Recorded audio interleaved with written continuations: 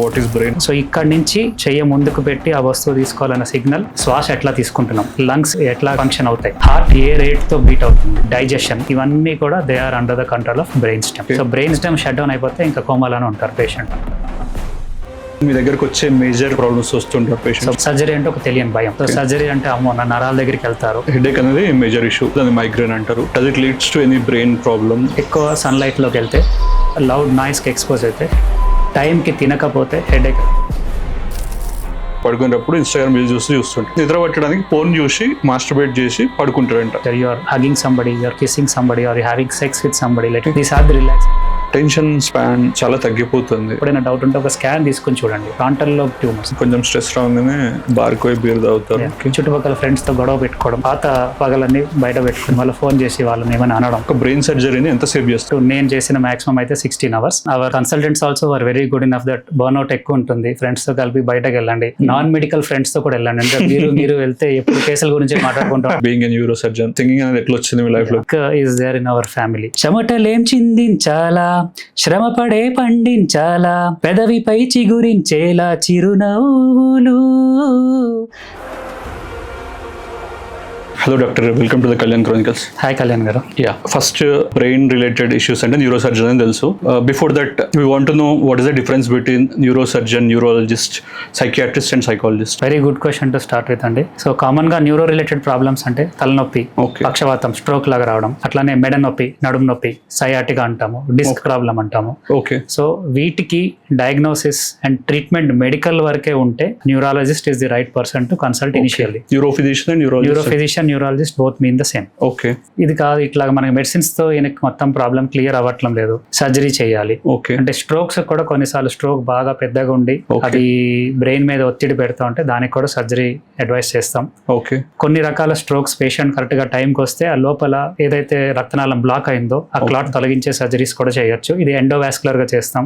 అలానే డిస్క్ బాగా నరాల మీద ఒత్తి సిమ్టమ్స్ క్లియర్ అవ్వట్లేదు, లేదా వచ్చినప్పుడే పేషెంట్ కి మజిల్ వీక్నెస్ ఉంది, యూరిన్ మోషన్ ఫంక్షన్స్ కూడా దెబ్బతిన్నాయి. సో ఇటువంటి వాటికి సర్జరీస్ అడ్వైస్ చేస్తాం. సో మెడిసిన్స్ తో ప్రాబ్లం క్లియర్ కావటం లేదు, సర్జరీ కూడా అవసరం అన్నప్పుడు న్యూరో సర్జన్ ని కూడా కన్సల్ట్ చేయాల్సిన పరిస్థితి. Neuro surgeon will see and decide surgery చేస్తే ఎటువంటిది చేయాలి, ఎట్లా చేయాలన్నది. వెరస్ చాలా సార్లు ఓవర్లాప్ ఉంటుంది. కొన్ని కండిషన్స్ మనకి న్యూరోఫిజిషియన్, న్యూరో సర్జన్ చూసాక కూడా సైకలాజికల్ ఓవర్లాప్ ఉంటుంది. ఫర్ ఎగ్జాంపుల్ చాలా సార్లు మేము డిస్క్ పేషెంట్స్ ని చూస్తాం, మెడనొప్పి అంటారు. సో అది ఒక particular area of the nerve లోనే ఉండదు, డిఫరెంట్ లొకేషన్స్ లో ఉంటుంది పెయిన్. సో మనకు తెలుస్తుంది there could be some anxiety related issues. So ఫ్యామిలీలో ఏమైనా టెన్షన్, ఇట్లాంటి హిస్టరీ కూడా అడుగుతాం. మోస్ట్ ఆఫ్ ద టైం వాళ్ళు చెప్పరు ఫ్రీగా. బట్ మనం రెగ్యులర్ గా చేసే ట్రీట్మెంట్ పనిచేయటం లేదు. ఎంఆర్ఐ చేసినా కానీ పెద్దగా డిస్క్ బల్జెస్ కనిపించట్లేదు అంటే we also think it could be a psychological disorder. అంటే ఆలోచనల వల్ల, స్ట్రెస్ వల్ల, యాంగ్జైటీ వల్ల కూడా ఇటువంటి ప్రాబ్లమ్స్ అనేది ఒకసారి వస్తే తగ్గవు తొందరగా. So that is when we take the help of A psychiatrist. Apart from these problems, anxiety, depression, bipolar disorder అంటే కొన్నిసార్లు బాగా ఎక్సైటెడ్ గా ఉంటారు, కొన్నిసార్లు బాగా డల్ గా డిప్రెస్డ్ గా ఉంటారు. స్కిజోఫ్రీనియా, ఎవరో మాట్లాడుతున్నట్టు వినిపించడం, శబ్దాలు వినిపించడం, కొన్నిసార్లు చూసిన వాళ్ళే మళ్ళా మాట్లాడినట్టు ఉంటుంది, కొన్నిసార్లు అసలు గుర్తు తెలియని వ్యక్తులు వాళ్ళతో మాట్లాడుతున్నట్టు ఉంటుంది. సో ఇటువంటి ప్రాబ్లమ్స్ అంటే మానసిక వ్యాధి నిపుణులు అని చెప్పొచ్చు. సో ఇట్లాంటి కండిషన్స్ కి సైకియాట్రిస్ట్ ని కన్సల్ట్ చేస్తాం. సైకియాట్రిస్ట్ యాక్చువల్లీ ఎంబీబీఎస్ అయ్యాక ఒక 3 years డిగ్రీ చేసి ఎండి సైకియాట్రిస్ట్ అనే డిగ్రీ తీసుకుంటారు. వెరస్ సైకాలజిస్ట్ ఆర్ క్లినికల్ సైకాలజిస్ట్ అనే వాళ్ళు దే వర్క్ ఇన్ సైకియాట్రిస్ట్ తో పాటు వీళ్ళు కూడా పనిచేస్తారు అనమాట. సో ట్రీట్మెంట్ అనేది they are not entitled to give. అంటే మెడిసిన్స్ రాయడం, మానసిక వ్యాధికి మెడిసిన్స్ ఇవ్వడం అనేది వీళ్ళకి they don't have the rights in India. Versus assessment, ఒకళ్ళ కాగ్నిషన్ ఎట్లా ఉంది, బిహేవియర్ ఎట్లా ఉంది, అట్లానే పార్ట్ ఆఫ్ ద ట్రీట్మెంట్. కొన్నిసార్లు సైకలాజికల్ కౌన్సిలింగ్ ఇవ్వాల్సి ఉంటుంది పేషెంట్స్ కి. అట్లానే as a part of therapy, it is called CBT, cognitive and behaviour therapy అంటాం.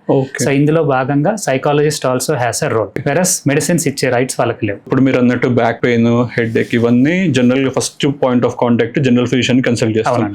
సో జనరల్ న్యూరో సర్జన్ దగ్గరికి వెళ్ళరు. Most of the times neuro surgeon కి రారు. సో న్యూరో ఫిజిషియన్ చూసి మెడిసిన్స్ తో ట్రీట్ చేసి జనరల్ ఫిజిషియన్ దగ్గరికి వెళ్తారు. అంటే ఇండియాలో because there are so many doctors no, so general physician దగ్గర కూడా వెళ్తారు. Good general physician also treats the problem initially with medicines. Medicines తో స్టెప్ వైస్ అప్రోచెస్, మెడిసిన్స్ తో తగ్గకపోతే ఎంఆర్ఐ చేసి, ఎంఆర్ఐ లో ప్రాబ్లం పెద్దగా అనిపిస్తుంది, then they refer to neuro surgeons. Okay.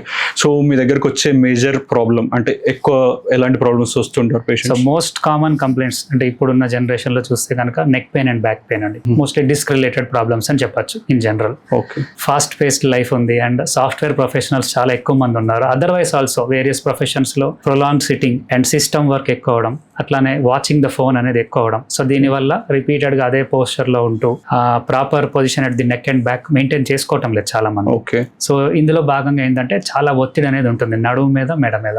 So వీటి వల్ల ఏంటంటే డిస్క్లు అరిగే తత్వం పెరుగుతుంది అండ్ డిస్క్ బల్జ్ అయ్యి ఇన్ కేస్ సర్వైకల్ స్పాండలోసిస్ అయితే మెడ నుంచి చేతికి నరాలు గుంజి పెయిన్ రావడం, తిమ్మిలు రావడం, సివియర్ కేసెస్ లో వీక్నెస్ కూడా రావచ్చు. అదే విధంగా నడుములో డిస్క్ జారితే నడుము నొప్పి, కాళ్ళకి తిమ్మిర్లు లాగా రావడం, కాళ్ళకి పెయిన్ పాకడం, సయాటిక్ అంటాం కామన్ గా. అట్లానే బాగా తీవ్రంగా వస్తే పాదాలలో వేలలో బలం కూడా తగ్గచ్చు. In severe form urine motion disturbances కూడా మనం గమనిస్తాం. సో ఇలా స్టెప్ వైజ్ చూసుకుని ఇట్లాంటి వాళ్ళు మనకి సివియర్ కండిషన్ లో వస్తే డైరెక్ట్ గానే సర్జరీ చెప్పే పరిస్థితి. వేరస్ కొన్నిసార్లు పేషెంట్స్ మా దగ్గరికి డైరెక్ట్ గా వస్తారు. సో ప్రాబ్లం ఎర్లీ స్టేజ్ లోనే ఉంది అంటే ఫస్ట్ స్కాన్ కూడా అడ్వైస్ చేయమండి. Most of the time muscle spasm ఉంటుంది. అదే పొజిషన్ లో ఎక్కువసేపు ఉండడం వల్ల stiffness and spasm of the muscles వస్తుంది. Some adjustments and some medicines పెట్టి చూస్తాం. తగ్గకపోతే స్టెప్ వైస్ ఎక్స్రేనా లేదా ఎంఆర్ఐనా వాళ్ళ సిమ్టమ్స్ బట్టి వి డిసైడ్. ఎంఆర్ఐలో సీరియస్ ప్రాబ్లం ఉంది, basic treatment like physiotherapy medicines కి తగ్గట్లేదు అన్నాకనే మనం సర్జరీ అనేది లాస్ట్ ఆప్షన్ కింద రిజర్వ్ చేస్తాం. కానీ లేట్ స్టేజ్ లో వచ్చిన పేషెంట్స్ అంటే వచ్చినప్పుడే వీక్నెస్ ఉంది, గ్రిప్ వీక్నెస్ ఉంది, లేదా కాళ్ళల్లో బలం తగ్గుతుంది, యూరిన్ మోషన్ లో కూడా డిస్టర్బెన్సెస్ వచ్చేసినాయి అంటే it is not good to wait. As early as possible surgery recommend చేస్తాం. ఓకే. మీకు వచ్చే కేసెస్ లో ఇలాంటి ప్రాబ్లం ఉంది, లేట్ అయ్యేదాకా ఎవరు పట్టించుకోరు అని అట్లాంటి ప్రాబ్లమ్స్ ఉన్నాయి అంటే పీక్ స్టేజ్ కి వచ్చేది. అంటే డీజనరేటివ్ చేంజెస్ లో కొంచెం మిక్స్డ్ గా ఉంటారు. అంటే యంగ్స్టర్స్ మేబీ వాళ్ళ లైఫ్ స్టైల్ ఎఫెక్ట్ అవడం వల్ల తొందరగా నిర్ణయించుకుంటారు. కాకపోతే ఓల్డ్ ఏజ్ అంటే 50, 60, 70s లో ఉన్న వాళ్ళు సర్జరీ అంటే ఒక తెలియని భయం. సో సర్జరీ అంటే అమ్మో నా నరాల దగ్గరికి వెళ్తారు, నాకు సర్జరీ చేశాక పక్షవాతం వస్తుందేమో. సో నా ఎక్స్పీరియన్స్ ప్రకారం లేట్ స్టేజ్ లో వచ్చిన వాళ్ళకే ఈ ప్రాబ్లమ్స్ ఎక్కువ అవుతాయి. అంటే మనం సర్జరీ చెప్పాక తొందరగా అంటే ఇది 5 minutes లో 10 minutes లో తీసుకునే నిర్ణయం అయితే డెఫినెట్ కాదు. సర్జరీ చేయించుకోవాలా లేదన్నది మాకు కూడా కొంచెం టైం కావాలి. వేరియస్ ఎక్స్పర్ట్స్ ఒపీనియన్ తీసుకుని సర్జరీకి ఫిట్ కాదా చూసుకునే పరిస్థితి. పేషెంట్ సైడ్ కూడా they can spend at least few days time, 1 week time వాళ్ళ ఫ్యామిలీ మెంబర్స్ తో డిసైడ్ చేసుకుని ఒక బెటర్ స్టేట్ ఆఫ్ మైండ్, ఒక బెటర్ సైకలాజికల్ స్టేట్ లో మా దగ్గరకు వస్తే overall results will be good. But ఈ 1 week దాటి కొంతమంది 3 నెలలు 6 నెలలు కూడా డిలే చేసి ఇంతకు ముందు మంచిగా నడుచుకుని పెయిన్ తో వచ్చిన వాళ్ళు లేటర్ వీల్ చైర్ మీదకి వస్తారు. ఇంకా లేట్ అయిన వాళ్ళు కొంతమంది స్ట్రెచర్ మీద వస్తారు. సో ఆబ్వియస్ గా ఎట్లా వస్తే అట్లానే పంపించడం అనేది అవుతుంది. You can't expect surgery to do magic in 1 day. What I want to tell people is that you have to ask your doctor, take some time. ఇది ఎంత తొందరగా చేసుకుంటే మంచిది. యూజువల్ గా డిస్క్లు అరిగినాయి, వీక్నెస్ ఏం లేదు, నొప్పి ఒకటే ఉందంటే మేము కూడా సఫిషియంట్ టైం తీసుకొని రమ్మని చెప్తాం. బట్ వచ్చినప్పుడే like I already said weakness వచ్చేసింది, యూరిన్ మోషన్ డిస్టర్బెన్సెస్ కూడా స్టార్ట్ అయినంటే తొందరగా డిసైడ్ చేసుకోవడం బెటర్. లేకపోతే ఏమవుతుందంటే నడుచుకుని వచ్చిన పేషెంట్ నెక్స్ట్ వీల్ చైర్, ఇంకా డిలే అయితే స్ట్రెచర్ మీద వస్తారు. ఆబ్వియస్లీ స్ట్రెచర్ మీద వచ్చిన పేషెంట్ స్ట్రెచర్ మీదనే తిరిగి వెళ్ళే అవకాశం ఉంటుంది and it will take a lot of time for the nerves to recover. కొన్నిసార్లు నరాలు బాగా డ్యామేజ్ అయిపోతే మేమే చెప్పేస్తాం సర్జరీ కొంచెం నొప్పి తగ్గిస్తుందేమో కానీ మళ్ళీ చేతులు కాళ్ళు నార్మల్ గా కదిలించే అవకాశాలు తక్కువ అని. సో అంత లేట్ స్టేజ్ వరకు వెయిట్ చేయకపోతే బెటర్. సో ఇప్పుడు మీరు అన్నట్టు పోస్ట్ సర్జరీ స్ట్రెచర్ మీద వస్తే స్ట్రెచర్ మీద వెళ్తారన్నారు. సో సర్జరీ అయితేనే మన ప్రాబ్లమ్ కి సొల్యూషన్ దొరికినట్టే కదా. మనకి ఈ లాంగ్ స్టాండింగ్ ప్రాబ్లమ్ అని తెలుసండి. ఈ పేషెంట్ ఆల్రెడీ నా దగ్గర 6 months బ్యాక్ 1 year బ్యాక్ వచ్చారు. సర్జరీ 1 year బ్యాక్ నేను రికమెండ్ చేశాను. భయానికో ఫైనాన్షియల్ రీజన్స్ కో పోస్ట్పోన్ చేస్తా వచ్చారు. సో దాని అర్థం ఏంటంటే ఇన్ని సంవత్సరాలుగా ఇన్ని నెలలుగా నరాలు అనేవి ఒత్తిడికి గురవుతున్నాయి. సో అంతగానం ఒత్తిడికి గురైన నరాలు ఒకేసారి ఫ్రీ చేస్తే కూడా మ్యాజికల్ రిజల్ట్స్ రావు. ఇఫ్ నిన్న మొన్న కింద పడ్డారు, సడన్ గా డిస్క్ జారింది, వాళ్ళు ఎర్లీగా డిసైడ్ వచ్చేసారు. ఇటువంటి కండిషన్ ఏంటంటే నరాల ఒత్తిడి ఉండే డ్యూరేషన్ తక్కువ కాబట్టి ఇమీడియట్ గా రికవర్ అయ్యే ఛాన్సెస్ కూడా బాగుంటాయి. So what I'm highlighting here is the duration of the symptoms. మీరు ఎంత లేట్ చేస్తే నరాలలో అంత పర్మనెంట్ డ్యామేజ్ జరిగే అవకాశాలు ఉంటాయి. వాటిని మేము కంప్లీట్ గా సర్జరీతో మ్యాజిక్ చేసి రివర్స్ చేయలేము. చేసే సర్జరీ నరాల బయట ఉన్న ఒత్తిడి తీసి ఫ్రీ చేయడం వరకే, లోపల రిపేర్ అనేది మనం చేయలేము. ఎందుకంటే నరాలు అనేవి చాలా మైక్రోస్కోపిక్ లో చాలా ఇంట్రికేట్ కనెక్షన్స్ ఉంటాయి, అవి మనం రీసెట్ చేయలేం చాలా మటుకి. బయట ఒత్తిడిని తీస్తాం యూజువల్ గా స్పైన్ సర్జరీస్ లో. సో అది ఎంత తొందరగా అవకాశం ఉన్నప్పుడు చేసుకుంటే బెటర్. లేట్ స్టేజెస్ లో నరం పర్మనెంట్ గా డ్యామేజ్ అయితే రిజల్ట్స్ కూడా అంత బాగా రావు. ఏదో చేసామన్నట్టే కానీ రిజల్ట్స్ కంప్లీట్ గా రాకపోవచ్చు. It all depends on how early doctor advises or doctor దగ్గర రావాలి first patient and decide early for the surgery. In detail about surgery దాని గురించి మాట్లాడే ముందు బ్రెయిన్ అంటే సెరిబ్రమ్, సెరిబెల్లమ్ తెలుసు. Can you explain what is brain అంటే?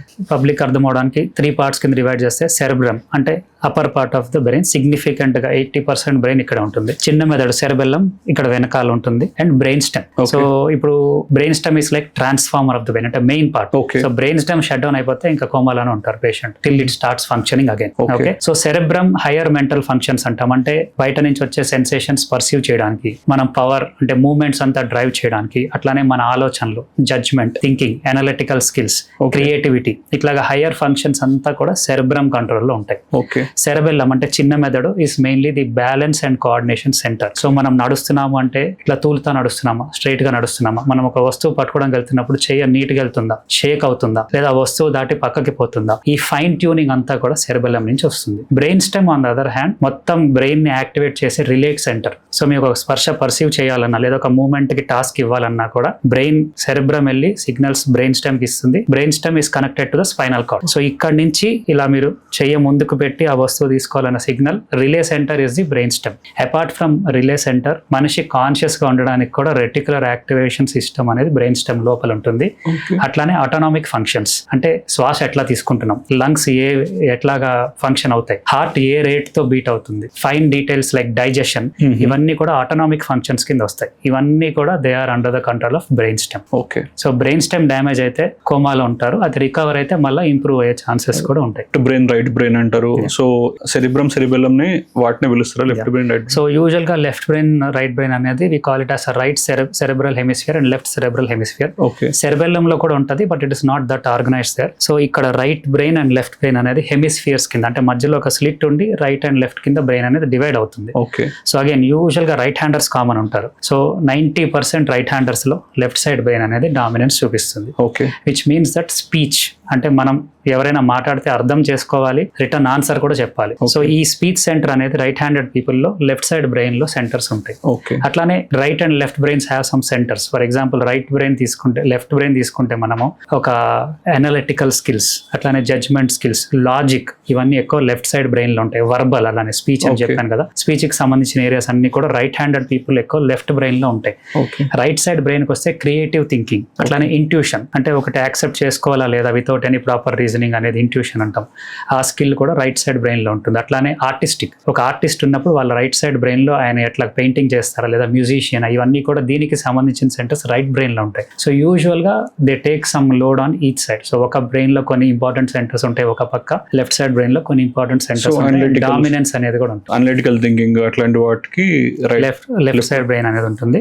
Logical ఇట్లాంటి వాటికి, ఇంట్యూషన్ కి, వాటికి మనకి రైట్ సైడ్ బ్రెయిన్ అనేది పనిచేస్తుంది. ఆర్టిస్టిక్, ఒక స్పెషల్ టాలెంట్స్ ఏమైనా ఉండాలంటే వాటికి సంబంధించిన సెంటర్స్ రైట్ సైడ్ బ్రెయిన్ లో ఉంటాయి. చాలా మందికి హెడేక్ అనేది మేజర్ ఇష్యూ, రెగ్యులర్ గా వస్తుంటది, దాన్ని మైగ్రేన్ అంటారు. Does it leads to any brain problem, brain issue కి ఏమైనా లీడ్ చేస్తుందా? So as such migraine headache వల్ల సీరియస్ బ్రెయిన్ కాంప్లికేషన్స్ అయితే ఏమి ఉండవండి. బట్ లాంగ్ స్టాండింగ్ మైగ్రేన్ లో వెరీ వెరీ రేర్, అంటే this is not common, but very very rare గా ఎక్కడైనా మనకి బ్రెయిన్ లో అండ్ హార్ట్ లో కూడా స్ట్రోక్స్ పెరిగే ఛాన్సెస్ అనేవి ఉంటాయి. But like I said, this is very very rare. In general what the public can believe is migraine వల్ల సీరియస్ కాన్సిక్వెన్సెస్ బ్రెయిన్ స్ట్రక్చర్ లో కానీ పెద్ద డిస్టర్బెన్సెస్ అయితే ఏమి ఉండవు. ఓపీకి వచ్చే వాళ్ళు కూడా చాలా మంది అడుగుతారు, ఎందుకంటే ఇప్పుడు everybody is worried that young age లోనే స్ట్రోక్స్ వచ్చేస్తున్నాయి. సో నాకు తలనొప్పి ఫ్రీక్వెంట్ గా వస్తుంది, మీరు అన్ని స్కాన్లు చేసేసారు, నార్మల్ అంటున్నారు, మైగ్రేన్ అంటున్నారు, సో దీనివల్ల నాకు ఏమైనా స్ట్రోక్ వస్తుందా? So grossly the answer is no. మీరు అంత భయపడాల్సిన అవసరం లేదు. And most important is migraine is a disease of the life style. నేను డిసీజ్ అని కూడా చెప్పాను, ఇట్ ఇస్ ఎ టెండెన్సీ.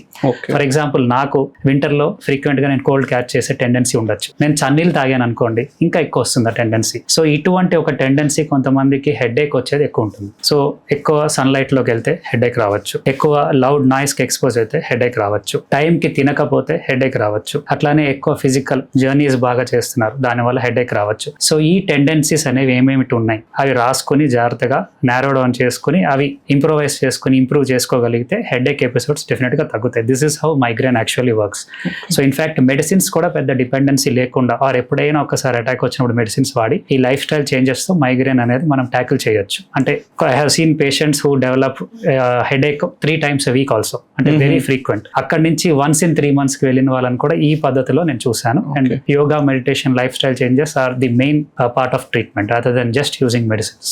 ప్రతిసారి హెడేక్ వచ్చినప్పుడు స్కాన్ చేయలేం కదా, బ్రెయిన్ లో ఉన్న ప్రాబ్లమ్ ఉందని ఎట్లా తెలుస్తుంది? సింప్టమ్స్ చెప్పమంటే సీరియస్ హెడేక్ అని మనం అనుకోవాలి. So yes, very good question again. Headaches అన్నిటిని సీరియస్ గా తీసుకోవాల్సిన అవసరం లేదు. Most of the time normal head X or either migraine or tension type head ache అంటాం. అంటే స్ట్రెస్ వల్ల కొంచెం మజిల్ టెన్షన్ లోకి వెళ్ళి తల పట్టేసినట్టు అవుతుంది అనమాట. సో ఇవి రెండు non specific headaches. Versus specific head X are what we're worried about. అంటే నాకు ఏమైనా స్ట్రోక్ వచ్చేసిందా, తలలో ట్యూమర్ ఏమైనా పెరుగుతుందా. సో నార్మల్ హెడ్ ఏక్స్ ఒక ప్యాటర్న్ అనేది ఫాలో అవుతాయి. సో మైగ్రైన్ ఉన్న వాళ్ళకి యూజువల్ గా టీనేజ్ నుంచి స్టార్ట్ అవుతుంది అండ్ లేటెస్ట్ స్టేజెస్ లో మా దగ్గరికి వచ్చినప్పుడు కూడా ముందు హెడ్ ఏక్ కి ఇప్పుడు హెడ్ ఏక్ కి సేమ్ ప్యాటర్న్ ఉందా, అట్లానే ఉందా అంటే if the answer is yes, no need to get a scan usually. We treat it and persistent గా ఉంటేనే then we consider if a scan has to be done. But లేదు ముందు వేరే రకమైన హెడ్ ఏక్ ఉంది, ఇప్పుడు కొంచెం డిఫరెంట్ ఉంది, ఇంతకు ముందు రైట్ సైడ్ వచ్చే హెడ్ ఏక్ ఇప్పుడు తల మొత్తం వస్తుంది, అట్లానే warning symptoms or red flags అంటాం.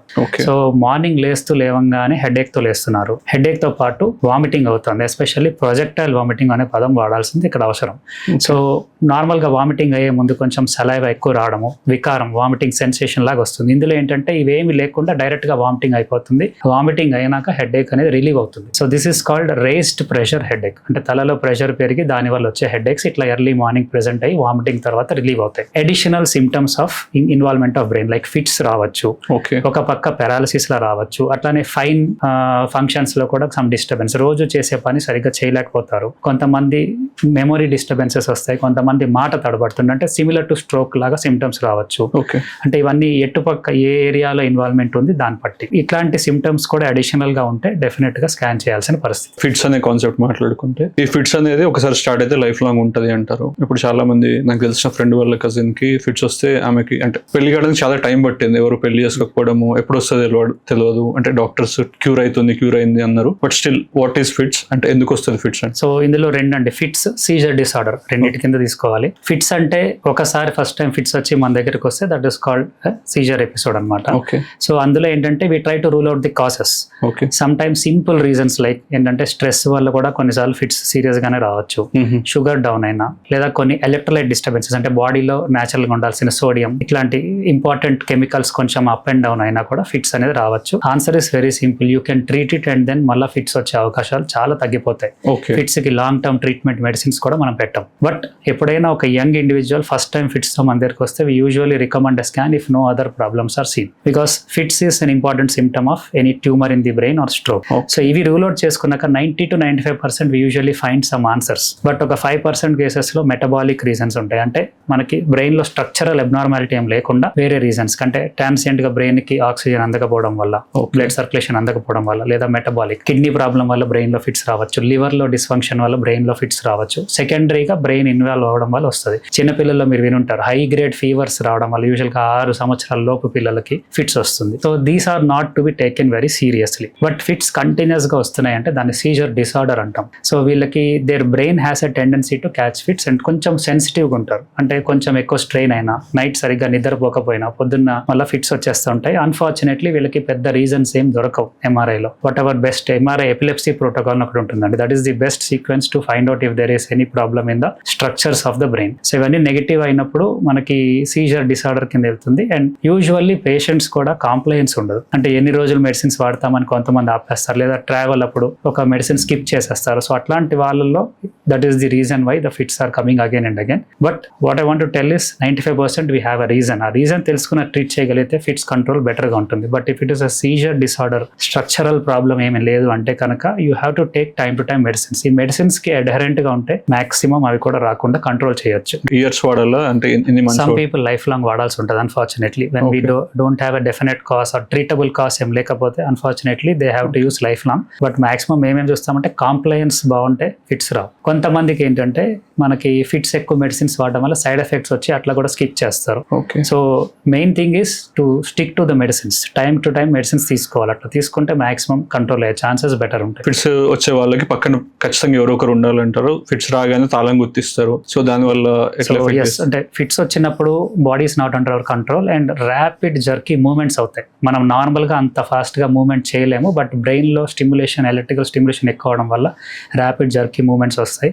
So first thing is person ఎక్కడున్నారో కొంచెం సేఫ్ సరౌండింగ్స్ తీసుకురావాలి. దగ్గరలో harmful objects, hot objects, sharp objects ఒక లేక్ షోర్ దగ్గర, బీచ్ దగ్గర ఎవరికైనా వస్తే కొంచెం వాటర్ కి దూరంగా తీసుకెళ్లి సేఫ్ ఏరియాలోకి తీసుకురావాలి. పేషెంట్ కి శ్వాస అందేటట్టు కొంచెం ఓపెన్ గా కూడా ఉంచాలి. చాలా మంది గుంపు కట్టేస్తారు, పేషెంట్ కే శ్వాస ఆడదు. సో ఇట్లా చేయాలి. అండ్ తాళం చేతిలో పెట్టడం వల్ల there is no use.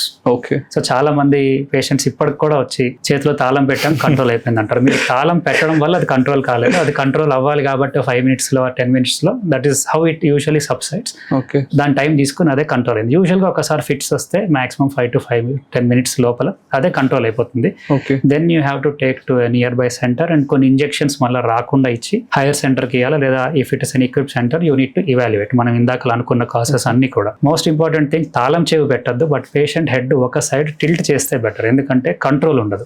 And fits అప్పుడు సలైవా కూడా ఎక్కువ బయటకు వచ్చే అవకాశం ఉంటుంది. ఈ సలైవా అనేది లంగ్స్ లోకి ఆస్పిరేట్ అవ్వకుండా తల అనేది ఒక పక్కకి పెడితే లోపలికి పోకుండా సైడ్ కి కారిపోతుంది.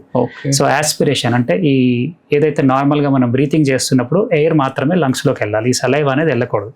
వెళ్తే న్యూమోనియా ఆర్ వెంటిలేటర్కి వెళ్ళే ఛాన్సెస్ హై ఉంటాయి ఎక్కువ ఆస్పిరేట్ చేస్తే కూడా. సో ఈ ప్రాబ్లం ప్రివెంట్ చేయడానికి తల అనేది ఒక పక్కకి తిప్పేసి and rest all general precautions. Fits subside అయ్యాక you can immediately take to the nearby center. Fits వచ్చిన వల్ల compulsory neurologist or neuro surgeon. Definitely yes. అంటే ఫస్ట్ టైం ఫిట్స్ వస్తే డెఫినెట్లీ ఎస్, బట్ రెగ్యులర్ గా fits వచ్చిన వాళ్ళు they know what to do, because sometimes కొన్ని nasal sprays అని emergency drugs లో ఉంటాయి. ఎందుకంటే సేమ్ రీజన్ కాన్షియస్ గా లేరు పేషెంట్స్, సో మీరు టాబ్లెట్స్ ఇవ్వలేరు. So there are some nasal sprays ఎమర్జెన్సీలో మనకి ఫిట్స్ కంట్రోల్ చేయడానికి. అటువంటివి it is better to carry. Western countries లో they have an ID card also where they mention that this is the problem and the medicine అనేది ఇక్కడ ఉంది, you can give 2 puffs. ఇట్లా dose కూడా mention చేసి పెడతారు. సో వాళ్ళ bag access తీసుకుని ఇమీడియట్ గా you can give the medicine also. Your neuro surgeon. So is it your dream? అంటే చిన్నప్పటి నుంచి అది dream ఉంటుండేనా?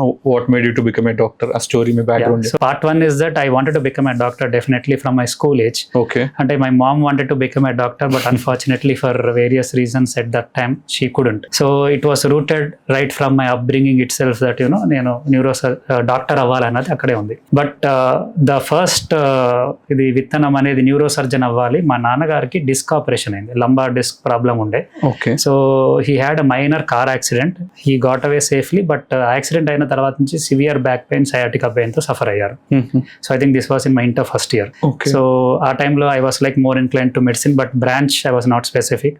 So one of his friends only had operated. He was a neurosurgeon. So operation అయిన 4-5 hours K totally relieved of the pain. So it was like ఆ age లో నాకు అదొక like fantastic result అన్నట్టు అనిపించింది అనమాట. So that was the first insight I got into neurosurgery, and I always wanted to become a surgeon. I never wanted to become a physician. So putting all this together, I think somewhere in my mind it got imprinted that neurosurgery is the way forward. So to an extent that I opted for a direct 6 years neurosurgery course after my MBBS. I was very clear న్యూరోసర్జరీని తీసుకుందామని. So usual గా what people do is MS చేస్తారు. MS లో they go to different specialities and then they choose. అంటే urology చేయాలన్నా, లేదా plastic surgery చేయాలన్నా, neuro సర్జరీనా, కార్డియోథొరాసిక్ సర్జరీనా, so their different branches. They go for postings, ఏది నచ్చింది అనేది they pick up. So I was very clear. So I wrote a national entrance exam where I got a seat direct in 6 years and I took it up. Neuro surgeon మీరు exam రాసి after your post graduation and all directly you will start working, and how it goes? That's how it is. So finished 6 years of neurosurgery residency, and after that we come into practice. So usually what emerging surgeons ఏమనుకుంటారంటే we need to be there in some high volume center for some time. So I did 1 year of senior residency in Osmania. After that I was doing personal practice and private practice. When I go through your Instagram చూస్తుంటే I saw your singing videos అన్నమాట. How అంటే singing అనేది ఎట్లా వచ్చింది మీ life లో? Being a neuro surgeon అంటే doctors ఎవరు సాంగ్స్ అంటే జనరల్ గా వాడుతుంటాం, అట్లా సాంగ్ వాడి ఇన్స్టాగ్రామ్ లో పోస్ట్ చేయాలి. To start with, I am an unprofessional singer అండి, నేను ట్రైన్డ్ కాదు అసలు. But music is there in our family. So my elder sister got trained, మా పెద్దమ్మ వీళ్ళందరూ కూడా they were like she use to sing in All India Radio also, కచేరీ అవన్నీ చేసేవాళ్ళు. So somewhere in the family it runs, and every day morning I did my schooling in Chennai. So for first 7 years I was there only, grade 1 to grade 7. So I used to wake up with 90s and 80s songs అనమాట. మా అమ్మకి బాగా ఇష్టము. So పెట్టేవాళ్ళు. Morning లేవగానే alarm కాదు, నేను ఈ పాటలకు లేచేవాడిని. So that way there was some instinct of music in me. ఈ వినడం నుంచి పాడడం అనేది I think neuro surgery residency was very hectic for us. అంటే కొన్నిసార్లు ఎన్ని గంటలు పనిచేస్తాం మనకే తెలియదు. It can go for 24 to 36 hours continuous గా హాస్పిటల్లో ఉండాలి. ఆ తర్వాత you just come and lie down. And apart from that some patients, I mean 90-95% you give good results, but 5% of patients మనం ఎంత బెస్ట్ ఇచ్చినా కూడా results are not in our hands. So కోమాలో ఉన్న పేషెంట్స్ వీళ్ళందరినీ చూసి కూడా somewhere I felt that burn out. So you have to figure out a way how to come out of this burnout. So I started singing also. There are so many apps you live on. So I used to regularly do the during my residency, and I felt that this was a very good method to relieve my stress and burnout. Okay So ఇంక అట్లాగా okay now I'm publicly singing also. Can you sing for us? అంటే తర్వాత singing వల్ల benefits తర్వాత తెలుసుకుంది. Before that can you sing for us? So ఇది వచ్చేసి సీతమ్మ వాకిట్లో సిరిమల్లె చెట్టు అనే మూవీలో my favourite lyricist Sirivennela Seetharama Sastry గారు రాసిన ఒక పాట, very apt for the current generation. అంటే ఒక చిన్న నవ్వుతో you can just relieve your stress అన్నట్టు.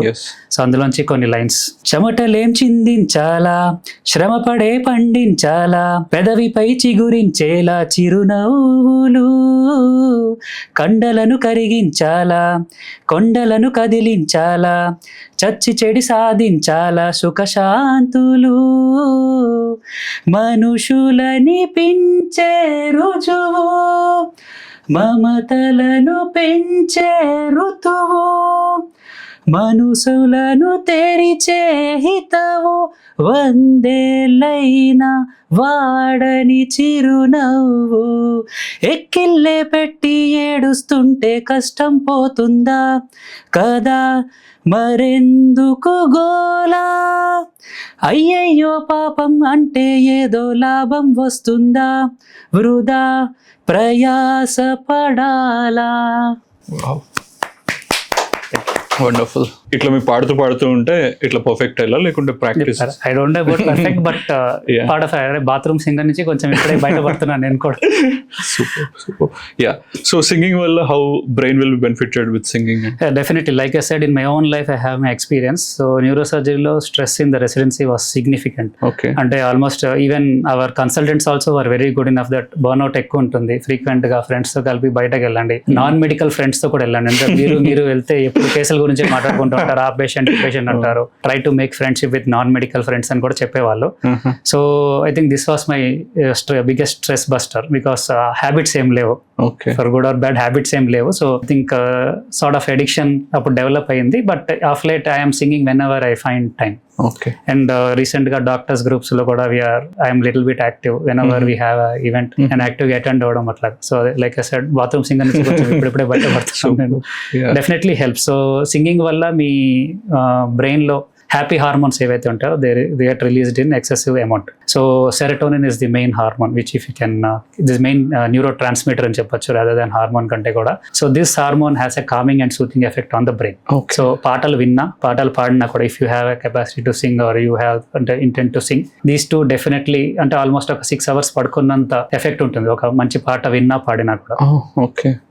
సో మీరు hours of working in hospital అని చెప్తున్నారు కదా, జనరల్ ఒక బ్రెయిన్ సర్జరీని ఎంత సేవ్ చేస్తాం, ఎన్ని అవర్స్ పడుతుంది? బ్రెయిన్ సర్జరీ జనరలైజ్డ్ గా ఏమి ఉండదండి. So it might last anywhere between 4 to 16 hours కూడా. నేను ఇప్పటి వరకు మాక్సిమం బ్రెయిన్ ట్యూమర్ మీద స్పెండ్ చేసిన time is about 16 hours. Morning 7 కి స్టార్ట్ చేస్తే నైట్ అబౌట్ 11 కి ఫినిష్ అయింది. So it all depends on how big the tumour is and చుట్టుపక్కల ఉన్న నార్మల్ స్ట్రక్చర్స్ ఎట్లా ఉంటాయని. సో చిన్న చిన్న ట్యూమర్స్ సమ్వేర్ హియర్ వేర్ ఈ చుట్టుపక్కల అంత ఇంపార్టెంట్ స్ట్రక్చర్స్ ఏమి ఉండవు, అవి యూజువల్ గా 4 to 5 hours లో వైండ్ అప్ అయిపోతాయి. But critical locations like CP angle tumour అంటాం, వెనకాల చుట్టుపక్కల ఇంపార్టెంట్ నరాలు, లోపలేమో బ్రెయిన్ స్టెమ్ ఉంటుంది. Brain stem like we already discussed is a very important part of the brain. Brain stem కి మనం ఏమైనా ఇంజరీ చేస్తే పేషెంట్ సర్జరీ తర్వాత కోమాలోనే ఉండిపోతారు కూడా. సో ఇట్లాంటివి ఏంటంటే unfortunately like in other branches, for example GI tumours అంటే బోవెల్స్ లో అట్లా ఉన్న ట్యూమర్స్ మనం హ్యాండ్ పెట్టి తీసేయచ్చు. బ్రెయిన్ లో ఏంటంటే we can't remove most of the tumours piecemeal, చిన్న చిన్న ఫ్రాగ్మెంట్స్ గా తీయాల్సి ఉంటుంది. So this is where it takes a lot of time and ఎక్కడ సేఫ్ ఎక్కడ అన్సేఫ్ అని చూసుకుంటూ తీయాలి. So it all depends on the location of the tumour also. Might go anywhere between 4 hours to up to నేను చేసిన maximum అయితే 16 hours. But I heard that lot of people even operate over night, next day కూడా పోతూ ఉంటుందని. So I think that is how brain tumour morning start చేసి night దాకా ఇంకా అట్లనే maybe a small break, surgeon might take a small break, but some cases I have heard that they go to the next day also. మీరు ఈ brain chemicals serotonin గురించి చెప్తున్నారు కదా, ఇప్పుడు జనరల్ గా బ్రెయిన్ కి ఎక్కువ డోపమైన్ కావాలి అని అంటున్నారు. ఇప్పుడు ఇన్స్టాగ్రామ్ ఎక్కువ స్క్రోల్ చేస్తుంటే బ్రెయిన్ కి డోపమైన్ వస్తుంది. ఇప్పుడు dopamine, oxytocin, serotonin. So what is the difference between ఏది ఎక్కువ ఉంటే బెటర్ బ్రెయిన్ కి? What is the difference between these chemicals? అంటే too much of anything is not good. For example ఇప్పుడు dopamine is like a cigarette. So it can calm your brain, but ఒకసారి dopamine circuit hijack అయ్యాక it doesn't have that calming effect on the brain. For example మీరు for some reason stress కి cigarette start చేశారు, continuous గా cigarette ఏంటంటే మనకి it will be keep on demanding ఇంకొకటి తాగని. సో అది కట్ ఆఫ్ చేసుకోవాలి. Same thing. So I think what you are meaning to say is Instagram లో స్క్రాల్ చేస్తున్నారు చేస్తున్నప్పుడు ఆ డోపమిన్ అనేది కంటిన్యూస్ గా జనరేట్ అవుతూ ఉంటుంది. డోపమిన్ తో ప్రాబ్లం ఏంటంటే if dopamine is generated it will ask for more dopamine. Okay. మన తెలుగు భాషలో కొన్ని మూవీ లాంగ్వేజ్ లో చెప్పాలంటే ఇంకా కిక్ కావాలనుకుంటుంది. సో ఆ కిక్ పేరే dopamine. So if somebody is doing Insta అనే కిక్. కొంతమంది హ్యాబిట్స్, ఆల్కహాల్ ఒక పెగ్గుతో ఆపేద్దామని చెప్పి ఇంకో పెగ్ అట్లా పోతా ఉంటుంది. Smoking also same thing. So ఆ డోపమిన్ సర్క్యూట్ అనేది హైజాక్ అయ్యాక we can see some negative impact on the brain also. అంటే మనం ఏదో 2 hours లోనో 1 hour లోనో ఆపలేం కూడా కొన్నిసార్లు. What we usually think is night ఒక 1/2 hour మనం రీల్స్ చూసుకుని పడుకొని పోదాం అనుకుంటాం. స్క్రాల్ చేస్తున్న కొద్దీ ఆ కంటెంట్ ఎట్లా ఉంటుంది అంటే it will keep on demanding more. అది పాజిటివ్ కంటెంట్ అవ్వచ్చు, నెగిటివ్ కంటెంట్ అవ్వచ్చు, అది కూడా మన బ్రెయిన్ అనేది మర్చిపోతుంది. Because it is demanding more reels and more dopamine. Content అనేది మనకు ఒకసారి స్ట్రాటిఫికేషన్ లేకపోతే ఏది మంచిది ఏది చెడ్డ అన్నది లాంగ్ టర్మ్ లో ఈ డోపమిన్ సర్క్యూట్ హైజాక్ అవ్వడము, క్రానిక్ డిప్రెషన్, క్రానిక్ స్ట్రెస్ కి వెళ్ళడము, కాన్సన్ట్రేషన్ దెబ్బతిండము, అటెన్షన్ స్పాన్ తగ్గడము, ఇటువంటి నెగిటివ్ ఎఫెక్ట్స్ ఉంటాయి. ఇది బ్రెయిన్ వర్క్. అట్లానే బ్రెయిన్ ఫాగ్ అని కామన్ గా వింటున్నారు మీరు ఈ మధ్యలో. Mobile excessive usage especially during the night time, ఇవన్నీ కూడా బ్రెయిన్ ఫాగ్ కి culprits. They lead to brain fog. Brain fog లో మనిషి ఎట్లా ఉంటాడంటే ఏదో ఉన్నామా అన్నట్టు ఉంటాడు, కానీ అవేర్నెస్ అబౌట్ సరౌండింగ్స్ ఉండదు. ఒక పని చేద్దామని రూమ్ లోకి వస్తాడు, ఆ పని మర్చిపోయి వెళ్ళిపోతాడు. అంటే నేను ఏం చేద్దామని వచ్చాను అది కూడా మర్చిపోయి వెళ్ళిపోతాడు. అటెన్షన్ ఉండదు. సో యూజువల్ గా he must be a very good performer or employee of the month last month. So ఇప్పుడు ఈ స్క్రాలింగ్ ఆర్ ఈ బ్రెయిన్ ఫాగ్ కి గురయ్యాక ఆ పర్ఫార్మెన్స్ అనేది డౌన్ అవుతుంది. ఎందుకు అంటే ఆ ఫోకస్ ఉండదు. ఇంతకు ముందు 6 hours కూర్చొని పని చేయగలిగేవాడు. ఇప్పుడు ఏంటంటే ప్రతి 1/2 hour కి కొంచెం రీల్స్ చూద్దాం, ఇంకేమైనా డైవర్ట్ అవుదాం. సో డోపమిన్ అట్లా సిస్టమ్ ని హిట్ చేస్తుంది. జనరల్ గా ఫోన్ ఓపెన్ చేసే వరకు మెసేజ్ ఇద్దామని ఓపెన్ చేస్తాం, అదే టైంలో నోటిఫికేషన్ వస్తుంది, ఇన్స్టాగ్రామ్ మెసేజ్ మర్చిపోయి రీల్స్ తర్వాత అసలు ఏం చేద్దామని ఫోన్ ఓపెన్ చేస్తానని కన్ఫ్యూషన్ వస్తుంది. So this is how dopamine hits your system. And apart from that ఈ కంటిన్యూస్ స్క్రాలింగ్ వల్ల ఐ మీద కూడా సైడ్ ఎఫెక్ట్స్ ఉంటాయి. ఎస్పెషల్లీ రాత్రిపూట చుట్టుపక్కల లైట్స్ ఆపేసి మీరు ఆ బ్లూ లైట్ అనేది ఎక్స్పోజ్ అవుతారు కాబట్టి ఐస్ మీద స్ట్రెయిన్ అవడము, దానివల్ల కొంచెం లాంగ్ స్టాండింగ్ లో విజన్ బ్లర్ అవడము, ఇటువంటి సిమ్టమ్స్ కూడా వస్తాయి. It is also another leading cause for migrants in the current generation. Night time ఈ లైట్ ఆఫ్ చేసుకుని బ్లూ లైట్ కి ఎక్స్పోజ్ అవ్వడము, కాన్స్టెంట్ గా స్క్రాలింగ్ చేయడం వల్ల మైగ్రేన్స్ కూడా ఎక్కువ అవుతుంది. ఇమ్యూన్ సిస్టమ్ గురించి మాట్లాడుకుంటే ఇప్పుడు కొంతమందికి ఏది ముట్టుకున్నా కూడా ఏదో స్కిన్ డిసీజ్ వస్తుంది అంటారు. బాడీ అనేది హ్యాబిచువేట్ అవుతుంది. ఇప్పుడు స్క్రీన్ టైం కూడా ఎక్కువ అవుతుంది. సో మన మైండ్ బాడీ కూడా హ్యాబిచువేట్ అవుతుంది, ఏం ప్రాబ్లం కాదు అని విన్నాను, ఒక వీడియో చూసాను. అంటే ఏం ప్రాబ్లం కాదంటే it all depends on again మీరు ఎట్లాంటి కంటెంట్ చూస్తున్నారు, ఎంత ఫ్రీక్వెంట్ గా చూస్తున్నారు అనేది కూడా important. Because there are so many studies now which say that dopamine hijack is leading to long term especially psychological disturbances brain లో. స్ట్రక్చరల్ గా you may not see anything. And చాలా మంది ఇది మనకి కన్ఫ్యూజన్ కూడా ఉండే ఇంతకు ముందు, ఎక్కువ ఫోన్ వాడడం వల్ల క్యాన్సర్స్ వస్తాయి.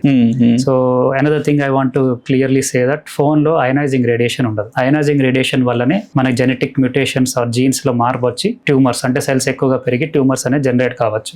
అయనైజింగ్ రేడియేషన్ అయితే లేదు. But I always tell people ask me ionising radiation cancer risk అయితే లేదు, కానీ ఇవన్నీ అయితే లాట్ ఆఫ్ మీ ecosystem of the brain అనేది టోటల్ డిస్టర్బ్ అయిపోతుంది. సో ఫోన్లు మర్చిపోదాం. ఇంతకు ముందు ఆర్ మేబీ నోకియా 1100 ఫోన్ జమానాకి పోతే స్క్రీన్ ఏమి ఉండదు పెద్దగా, ఒక మెసేజ్ వచ్చిందో చూసుకుంటాం, ఫోన్ చేయాలా చేస్తాం. So how many hours use to speak to your loved ones? ఇప్పుడు అంత ఉందా? లేదు. వాళ్ళకి రీల్స్ పంపిస్తున్నాం తప్పితే వాళ్ళతో మాట్లాడటం లేదు. సో కిడ్స్ వస్తున్నారు, కిడ్స్ వచ్చి రాగానే ఫోన్ అడిగి ఆ రీల్ నిన్నటిది కంటిన్యూ షార్ట్స్ చూస్తున్నారు. సో వాళ్ళతో టైం స్పెండ్ చేసే ఇది కూడా మనకి తగ్గింది. ఏంటంటే వాళ్ళకు ఫోన్ ఇచ్చామా, మనం ఫోన్ ఎంతసేపు పట్టుకున్నాం. I think everybody in this studio also will agree that phone usage బాగా పెరిగిపోయింది. సో దిస్ హెస్ బికమ్ మనకి ఇది కొత్త ఆల్కహాల్ స్మోకింగ్ లాగా తయారవుతుంది. సో ఎస్ అలవాటు పడిపోతుంది అనడం, we don't know what is going to happen in future. But ఇప్పుడైతే it is a big problem. అంటే ఇంతకు ముందు స్ట్రోక్స్ వస్తున్నాయా చిన్న ఏజ్ లో, షుగర్ ఎక్కువ కన్స్యూమ్ చేయదు, సాల్ట్ ఎక్కువ కన్స్యూమ్ చేయదు అన్నట్టే ఇప్పుడు ఈ phone is also becoming a big burden especially for the people in their teens. ఇది ఎట్లా హ్యాబిట్ అయిపోయింది, దాంట్లోకి డివియేట్ కావాలంటే being a neurosurgeon. So they should be specific ఇది. అంటే we have a lot of apps where screen time restriction అనేది ఉండాలి. కొంతమంది ఏంటంటే యాప్స్ పెట్టుకుని మళ్ళీ యాప్ ని కూడా టైం పే చేసుకున్నట్టు చేస్తున్నారు. Because whatever app you install you can change the settings as per your preferences. So ఆ యాప్స్ ని స్ట్రిక్ట్ గా ఫాలో అవ్వాలి. స్క్రీన్ టైం ఉండడం మంచిదే. I don't deny that you know totally be away from the screens. See your work needs some screen time, my work needs some screen time. Work కొంచెం పెట్టుకుని ఈ డూమ్ స్ట్రాలింగ్ అనేది avoid చేసేసి, చాలా మంది ఏంటంటే ఆ డూమ్ స్ట్రాలింగ్ వల్ల అక్కడెక్కడో నెగిటివ్ అయితే నా లైఫ్ లో ఏదో ప్రాబ్లం అయిందని. And AI is very sensitive to this. మీరు ఒకసారి నెగిటివ్ కంటెంట్ చూసారంటే మొత్తం అవే ఉంటాయి, మీరు పాజిటివ్ కంటెంట్ చూస్తే మొత్తం అవే ఉంటాయి. So looking at your phone I can see what you have done last 1 week also. So మీరు ఏమేమి కొన్నారు, ఎందుకంటే మీ కంటెంట్ అట్లా వస్తుంది, ఎక్కడికి వెళ్ళారు, ఏమేమి కొన్నారు, మీకు ఎట్లా మీ ప్రిఫరెన్సెస్ ఏంటి అనేది we can easily know. We have to have some diversions. Like routine గా డైలీ పొద్దు నుంచి సాయంత్రం ఇదే షెడ్యూల్ అంటూ ఉండద్దు. You can change the timing of your screen. Outside వెళ్ళి కొంచెం outdoor activities or doing some puzzles. Because constant గా అదే అదే ఫోకస్ స్క్రీన్ మీద కాకుండా you can maybe play some video games also. స్క్రీనే కావాలి అంటే play some video games where every game is different. ఈ గేమ్ లో మీరు ఒకలాగా ఆడితే ఇంకో గేమ్ లో యూ కెన్ వీడియో గేమ్ అంటే చేంజ్. స్క్రీన్ చూస్తాము. సో అదే స్క్రీనే కావాలి అనుకున్న వాళ్ళకి teens I suggest that comparatively కొంచెం time switch to video game where మీకు బుర్ర పెడుతున్నారు అక్కడ. Okay. You're actually thinking what is the strategy, what next. కొంచెం యాక్టివిటీస్ చేతులు కూడా స్క్రాల్ కాకుండా ఒక డైరెక్షన్ లో కాకుండా యూ సీ సమ్ అంటే కార్ రేసింగ్ కానీ or there are so many games no where you know you have to strategize your moves and all. So it is little better than continuously scrolling. Screen time మొత్తం వదిలేసి outdoor activities పెట్టుకోగలిగితే even better. So ఇట్లాగా you have to split your this is all comes under the recreation మంచిదే. Continuous గా work చేసి stress కి గురవమని అయితే నేను చెప్పాను, బట్ దాంట్లో స్ట్రాటిఫై చేసుకుని ఎంతవరకు ఏది పెట్టుకోవాలన్నది if you can, because kick అక్కడ కూడా వస్తుంది, ఇక్కడ కూడా వస్తుంది. So you can divide it basically. Okay, yeah. ఇప్పుడు can you explain about other chemicals as well? Oxytocin. So other important chemicals which give pleasure to the brain, oxytocin. So oxytocin అనేది if you are hugging somebody or loved ones ని kiss చేసుకున్నా, లేదా you are playing with your pets, ఆ టైంలో bonding trust లో generate అయ్యే happy hormone ఇది. Okay, it is basically hormone which indicates that you know ఒక బాండ్ ఏర్పడింది, ఒక ట్రస్ట్ ఏర్పడింది. ఫర్ ఎగ్జాంపుల్ మీరు బాగా కష్టపడ్డారు ఈ month, so your boss comes and announces that he's the employee of the month. అందరి ముందు మీకు ఒక రివార్డ్ ఇచ్చినట్టు ఫీల్ అవుతారు. అట్లానే if somebody comes and tells that sir last month మీరు నాకు హెల్ప్ చేశారు, I'm very grateful to you. ఇట్లాంటి సిచ్యువేషన్స్ లో ఈ హార్మోన్ అనేది జనరేట్ అవుతుంది. ఇది అగైన్ లిమిటెడ్ క్వాంటిటీస్ లో it is very good for the brain. It is like a relaxing rewarding hormone for the brain. But still it gives happiness కదా, అది ఎక్కువ ఉంటే ఏమవుతుంది? Actually this is needed more for us.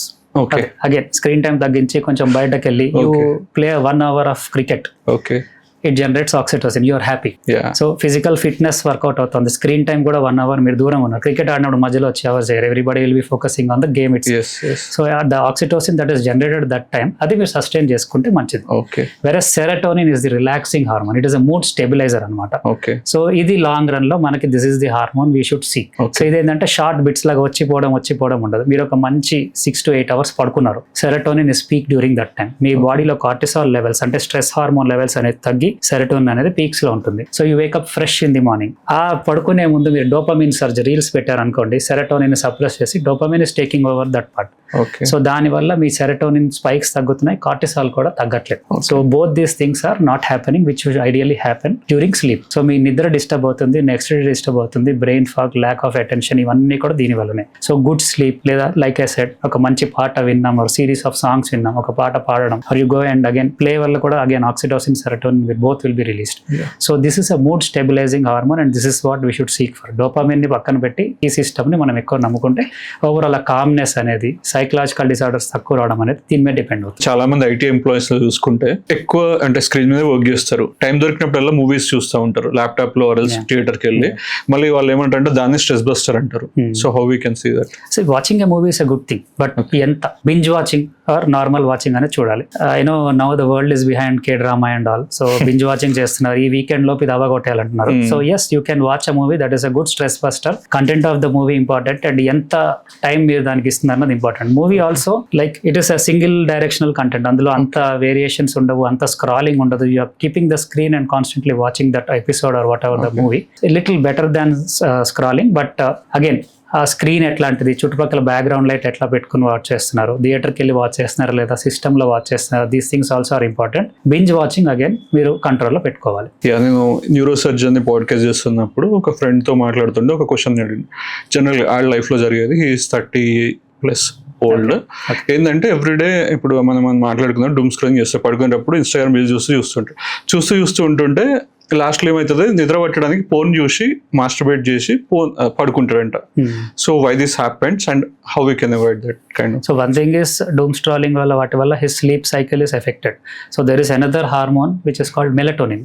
So melatonin అనేది chronic stress or ఇట్లా doom scrolling వల్ల కూడా మనకి సప్రెస్ అయిపోతుంది. The role of melatonin is to regulate your sleep wake cycle. So ఈ స్లీప్ వేక్ సైకిల్లో ఏమవుతుందంటే పొద్దున్న పూట usually what happens is we're active and we get tired during the day time, ఆటోమేటిక్గా నైట్ టైం మనకి నిద్ర రావాలి. That is not the body works of most of us. Night shift లో ఉన్నప్పుడు ఈ మెలటోనిన్ కొంచెం డిస్టర్బ్ అయ్యి many people come to us like నిద్ర సరిగ్గా పట్టడం లేదు నైట్ షిఫ్ట్ కి. So we supplement with some for few days కొంచెం మెలటోనిన్ డోస్ కూడా ఇస్తాం మనం, టాబ్లెట్స్ రూపంలో ఇస్తాం అనమాట. సో వన్ థింగ్ ఈస్ ఈ డూమ్ స్టాలింగ్ వల్ల melatonin is taking a blow, so is not getting ఇది. So he has to relax in some way. Like I said, oxytocin is the love hormone, so bond hormone. So everything comes in this picture. You are hugging somebody, you are kissing somebody, or you are having sex with somebody, let it be your partner or somebody else. These are the relaxing hormones. Masturbation is also part of that. So ఇందులో ఏంటంటే oxytocin will relax your body. ఆ డూమ్ stalling dopamine నుంచి ఆక్సిటోసిన్స్ తీసుకొస్తే he can move towards serotonin. ఈ transition లో so ఈ transition face లో this is helping him. But again, long term you know what are the side effects of these things. మనకి ప్రతిదీ చేయడానికి there are some natural ways and unnatural ways. So we should be trying to be as close to the natural things as possible. Yes. ఈ manifestation అనే concept ఉంది. ఇప్పుడు gym Dottie అని నేను ఒక యుఎస్ న్యూరో సైంటిస్ట్ ఒక video ఆయన ఏంటంటే కంటిన్యూస్ గా మనం ఏమైనా థింక్ చేస్తే, ఇవన్నీ ఒక సైకియాట్రిస్ట్ పాడ్కాస్ట్ కూడా చూస్తున్నాం. సో దాంట్లో కూడా విజువలైజేషన్, మేనిఫెస్టేషన్ అనే కాన్సెప్ట్ వర్క్ అవుతుంది. సో ఎట్లా వర్క్ అవుతుంది, అది రియల్ నిజంగా possible? So this is possible. అంటే like I said, dopamine hijack అయినట్టే మీరు కూడా మీ బ్రెయిన్ ని కొంచెం హైజాక్ చేసి కంట్రోల్లో తీసుకోవచ్చు. Like most of the times initial గా పేషెంట్స్ మా దగ్గరకు వచ్చినప్పుడు if they having some anxiety and all, we try to tell them that you have a choice, but it will take time. నేను ప్రాబ్లం వస్తే ఎక్కువ ఆలోచిస్తాను, తక్కువ ఆలోచిస్తాను. This is always a choice everybody has. But over a period of time your tuned your body that నేను ఎక్కువ ఆలోచిస్తాను. Some people are like పక్కింట్లో ఎవరికైనా ప్రాబ్లం వస్తే కూడా నాదే అన్నట్టు ఫీల్ అవుతారు. So it is like they are overthinking personality. So ఇది తగ్గించుకోవడానికి our brain always gives an option. But మనం దాన్ని విజువలైజ్ చేసి దాని గురించి స్టెప్స్ తీసుకుంటున్నాం అన్నది we have it in our control. So simpler example, suppose I am now in the stage of my life where I am doing most of the things in neurosurgery. Suppose somebody says that there is a new technique which they are doing in UK. So what my mind feels first is that ఈ technique మనం కూడా నేర్చుకుని ఇండియాకి తీసుకురాగలిగితే better. Okay, so first I will have a thought, then I will think చాలా పనులు ఉన్నాయిలే పక్కన పెట్టేద్దాం, చూద్దాం, ఇది ఇప్పుడే వచ్చింది కదా, ఫ్యూ మంత్స్ తర్వాత విల్ కన్సిడర్ అన్నట్టు పక్కన పెట్టేస్తాం. సో ఈ మేనిఫెస్టేషన్ లేనప్పుడు నాకు విజువలైజేషన్ ఉండదు. My mind doesn't think how to approach that person who is doing the surgeries there, how to learn the technique from him another. So this has happened 1 month before. పక్కన పెట్టేద్దాం. Now fast forward 1 month. So 1 month తర్వాత now I think that I need to do something new. నేను ఇదే చేసి I'm board now, I need to do something new, I need to go and learn that technique. ఈసారి నేను గట్టిగా fix అయ్యాను. So I try to find out ways how I can consult that person. ఎట్లాగా how do I plan a observership or fellowship under him అనేది చేస్తాం. Next day when I come down, I search in my WhatsApp. ఈ WhatsApp లో 1.5 months back ఆ person ఏదో message పెట్టారు that I'm doing a fellowship, I have started a fellowship under this, interested candidates please mail your resume అని పెట్టారు. ఇది 1.5 months back నేను చూడలేదు. ఇప్పుడు ఎందుకు చూసానంటే my mind says that you are totally interested in this thing, this is how your mind has to go now, so you work towards that. So దాన్ని pen మీద రాయడము ఆర్ మైండ్ లో ఎట్లా హౌ షుడ్ ఐ సెర్చ్ అన్నది I will manifest. Manifest అయితే visualization automatic గా our brain tries to find out how do I do it. Internet లో వెతకాలన్నా లేదా should I right a mail to him, how to find out his mail address. Like I said, WhatsApp లో 1.5 months back, even when I thought first time also there was a message from him, I just overlooked it. Because at that time manifestation, visualisation, ఆ motive అనేది నాకు అంత strong గా లేకుండే. But once that motive comes you will find n number of ways and you will be like eager, like ఎప్పుడు ఆయన నుంచి reply వస్తుంది, ఇంకేమైనా చేయొచ్చా, నాకు తెలిసిన ఒక సీనియర్ తో ఏమైనా రికమెండేషన్ లెటర్ కూడా పంపించుకున్నా so that he will call me early. So my mind works in so many ways to get that. So even in our own meditation also there is a lot of literature about this manifestation and visualization. మీ brain మీకు ఎట్లా కావాలో అట్లా modulate చేసుకోవచ్చు. Your brain will try to show you ways. Only thing is that ఇంతకుముందు మీరు అవి చూడలేకుండా now you are able to visualize that better. Okay, scientifically ఎట్లా వర్కౌట్ అవుతుంది ఇది అంటే మనం అనుకున్నది అవుతుంది అనే concept simple. It is just that you are giving more interest, more focus and more concentration on that particular aspect which you are neglecting previously or ignoring previously. Okay, yeah, it's just that you are making your mind sharp in one direction. మన mind ఎట్లా ఉంటుందంటే it is different boxes, every box is having different thoughts. Okay, వాటిని channel చేయాలి అంటే you need to have a very strong intent for that. ఆ intent ఉంటే మనం definite గా will work in that direction. So ఇట్లా అయిపోయినాక within 3 months I got a letter from him and I'm going అన్నట్టు అయిపోతుంది. And this has happened with me. Okay. So I was planning to tell the same example. So I was postponing to learn endoscopic spine surgery. So once I thought that no, this is the time I need to do better for my spine patients అని అనుకున్నాక once I put a mail, initial గా reply రాలేదు. So I consulted some other people who had done a fellowship from him and వాళ్ళ దగ్గర నుంచి inputs తీసుకున్నా. Finally I attended a conference where he also attended, and then I took a selfie with him. I said that I had attended this conference, I have an interest. You won't believe me, అట్లాగే conference attend అయ్యి after giving a talk and sending him a selfie with him, 3 days later I got a mail and got an invite to attend South Korea fellowship. Wonderful. Yeah. Super. So these things were never there before. Okay. But once the intent became strong, I had to go to some other place just to deliver a talk and meet this person, so that we manifested what we wanted on a time. ఇప్పుడు మన goal ఒకటి ఉంటుంది, మన చుట్టూ environment అంతా వేరే ఉంటుంది. Account లో 200 పెట్టుకొని 2 లక్షలు కావాలనుకోవడం పాసిబుల్ కాదు. Correct. జనరల్ అంటే హౌ మేనిఫెస్టేషన్, అట్లాంటప్పుడు బ్రెయిన్ ఎట్లా సెట్ That's what చేసుకోవాలి? meaningful manifestation also. అంటే మనకి to whatever extent our మన కెపాసిటీలో ఉన్నది what can we do. Like I said, you can just put a message, you can regularly keep mailing him that I am interested. ఇప్పుడు video series చేయొచ్చు, like you can show the work that you are doing, you can show some publications. So automatic అంటే it's not like spending only. You can see and we can always mail them that this is my financial caliber, please see how you can help me.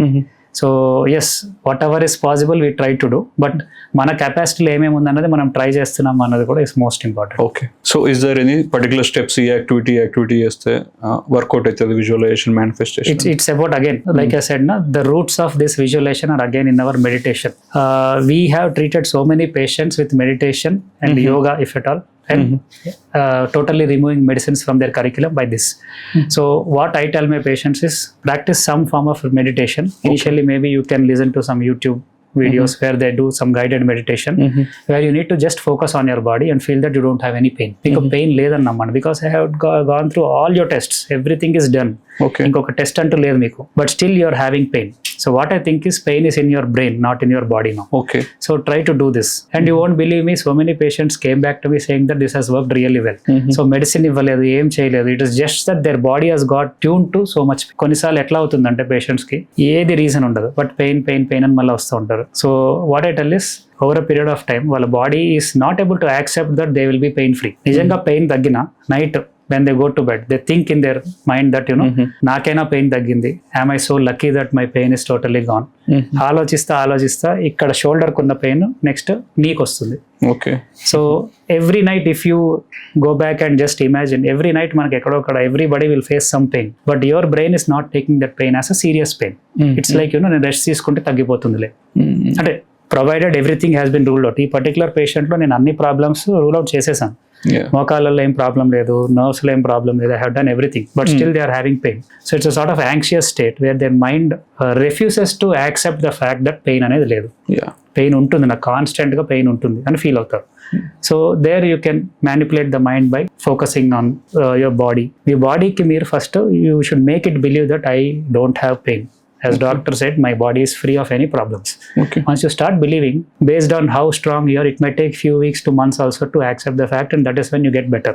So meditation is the best solution for accepting. Meditation even, I mean, there are so many doctors maybe who say that meditation has no role, but I personally feel it has helped a lot of my patients, and it should be like properly channeling your mind. No distractions. You should focus on one particular aspect, if at all, for the curing of my patient's problems. You should focus on your body. Constantly keep saying to yourself that there is no pain. It is that I am only feeling pain. Problem em ledu. Itla anukoni constant ga chesin vallu, they are doing really good now. They are totally off medicines and they are leading a happy life. ఇప్పుడు paralysis అనే concept ఉంది కదా, sudden గా ఇట్లా మాట్లాడుతూ ఉంటాం. అంటే నేను ఈరోజు మాట్లాడుతూ తెల్లారేసరికి వాళ్ళు మూతి వంకర పోయింది, చెయ్యి వంకర పోయింది, పెరాలసిస్ వచ్చింది, బ్రెయిన్ స్ట్రోక్ వచ్చింది అని చెప్పి హాస్పిటల్లో అడ్మిట్ అవుతారు. అసలు ఎందుకు వస్తుంది paralysis? Commonly called as stroke. So మీరు అన్నట్టు స్ట్రోక్ అనేది ఎమర్జెన్సీగా ప్రెజెంట్ అవుతుంది. Most of the times wake up stroke అంటాం. పొద్దున్న లేచే టైంలో లేస్తూ స్ట్రోక్ కమ్స్.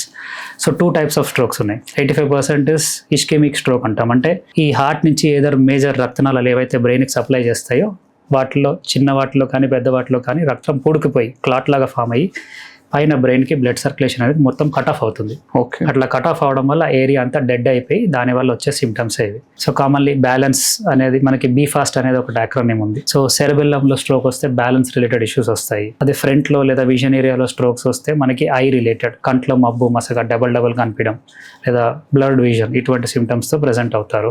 ఈ వెనకాల ఆక్సిపిటల్ ఏరియాలో వస్తే ఒక పక్క ఫీల్డ్ అనేది కట్ అయిపోతుంది, ఇట్లా వస్తారు.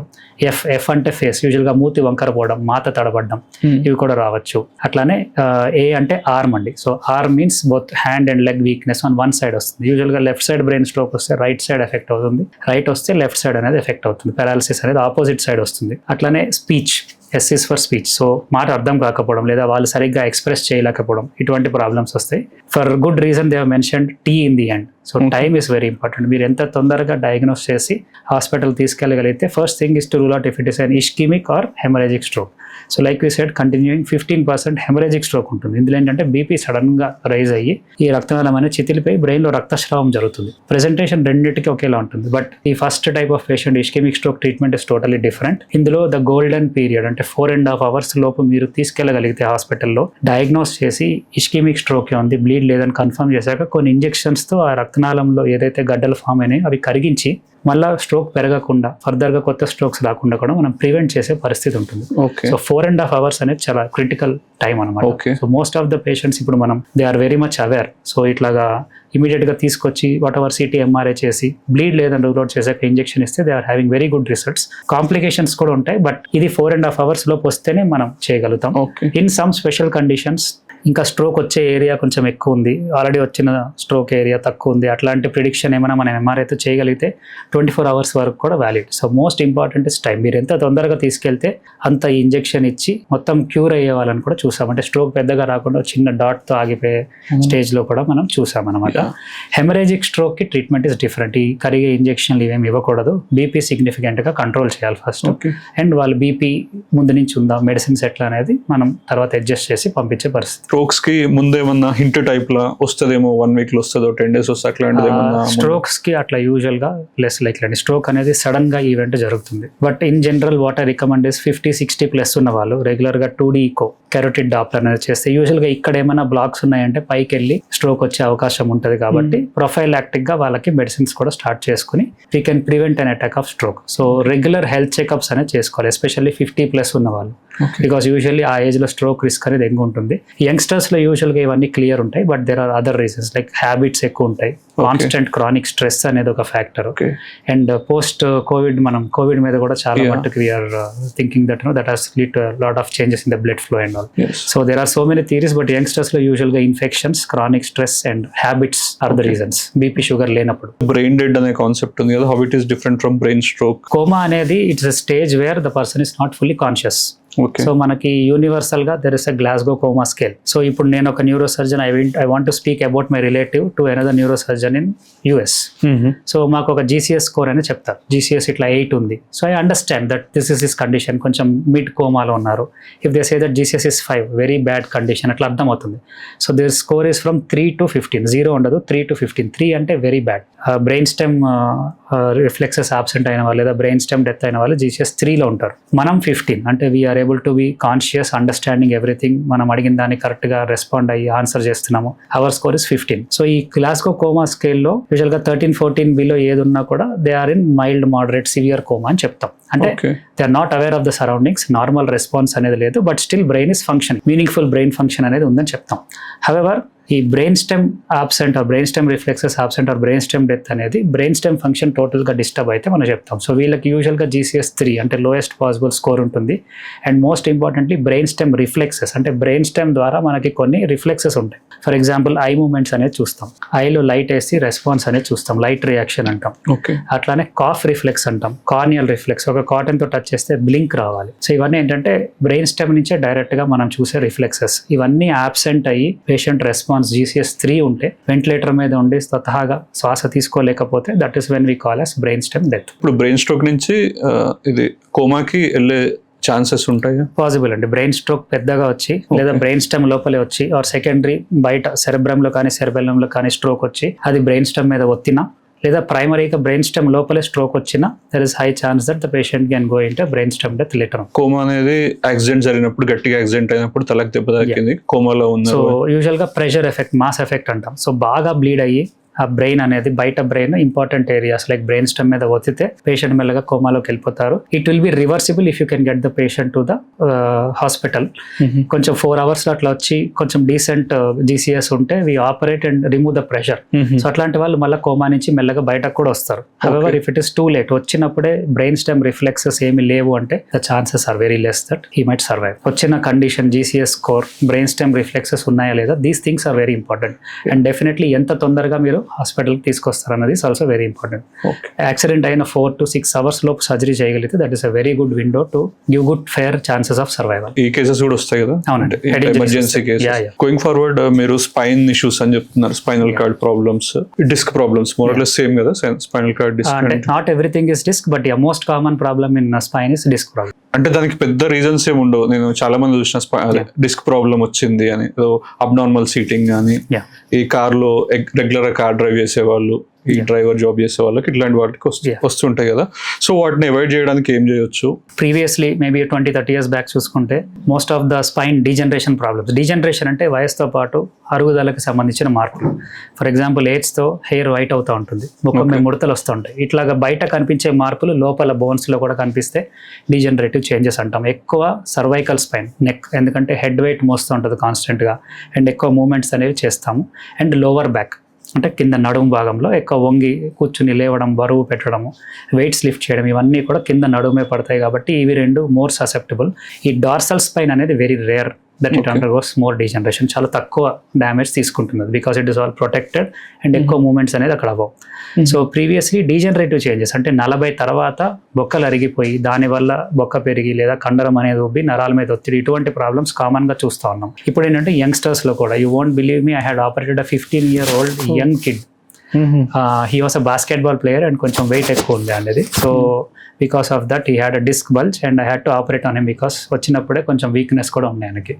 సో ఇంత యంగ్ ఏజ్లో కూడా ఎందుకు వస్తుందంటే mainly we're not fully taking care of our weight. ఒకటి ఒబిసిటీ వల్ల ఏంటంటే అప్పర్ ట్రంక్ వెయిట్ అంతా కూడా మనకి నడుము మీద పడడం, అట్లానే హెడ్ వెయిట్ అంతా కూడా మెడ మీద పడడం. సో న్యాచురల్గానే వెయిట్స్ అనేది ఎక్కువ ఉంటాయి మన స్పైన్ మీద.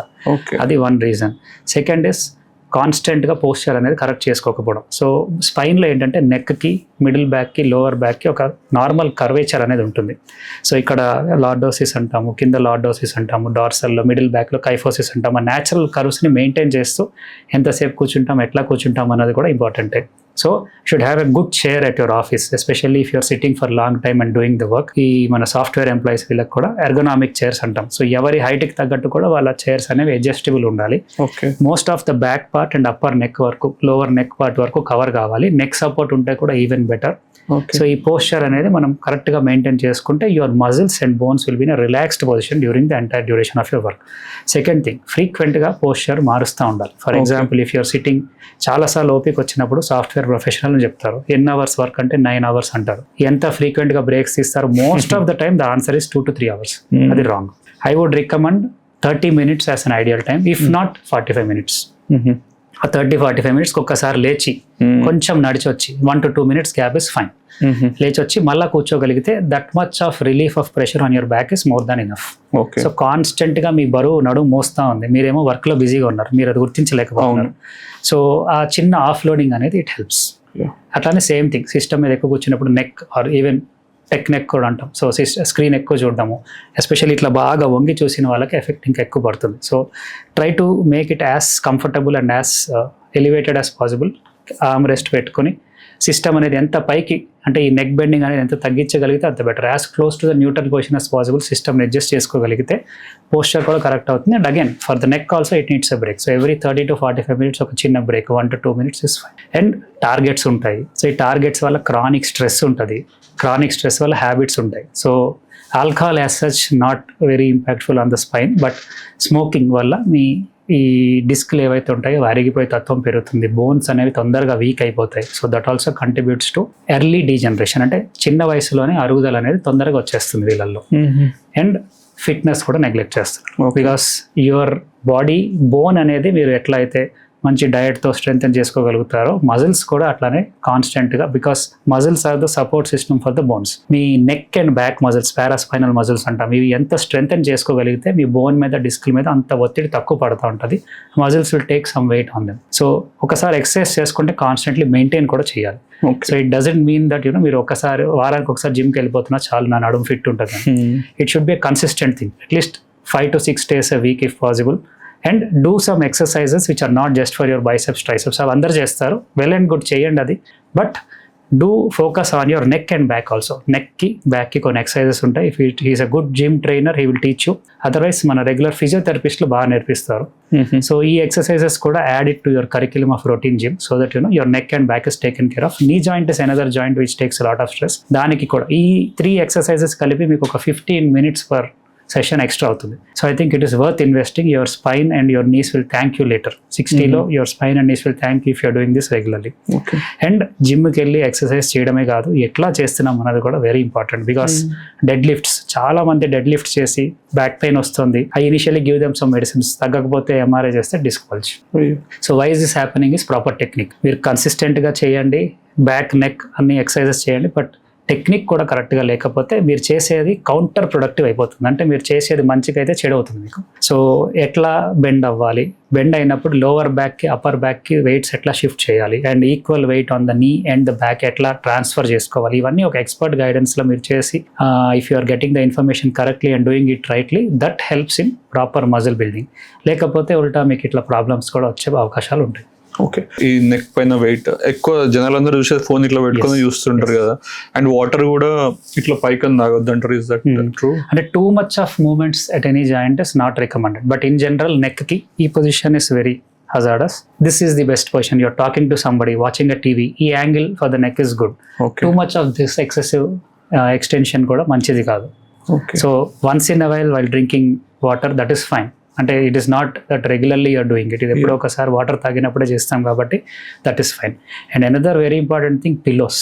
ఓకే, మీరు ఒక మంచి 5-star హోటల్కి వెళ్ళారు, జస్ట్ ఇమాజిన్ 2-3 పిల్లోస్ పెడతారు, మధ్యలో ఇంకో పిల్లోస్ పెడతారు, encouraging you to use all the pillows. So మెడ కింద 2 పిల్లోస్ పెట్టుకుని పడుకుంటే ఓవర్ నైట్ మీ నెక్ అనేది ఇట్లా న్యూట్రల్ నుంచి ఇట్లా ఫార్వర్డ్ బెండింగ్ లోకి పోతుంది. అంటే ఈ పొజిషన్ లో ఉంటుంది. పొద్దున్న software work or system or మనకి మొబైల్ అదే సిచ్యువేషన్, నైట్ కూడా పడుకున్నప్పుడు అదే situation. So I would tell very thin pillow if at all, ఒక బెడ్ షీట్ లాగా. In fact I had stopped using a pillow from Covid time. 2000 నుంచి నేను అసలు పిల్లో మొత్తమే తీసేసాను. I feel much better after removing the pillow. I had some spasms and sprains. Pillow ఒక్కటే తీసేయడం వల్ల I felt really much better.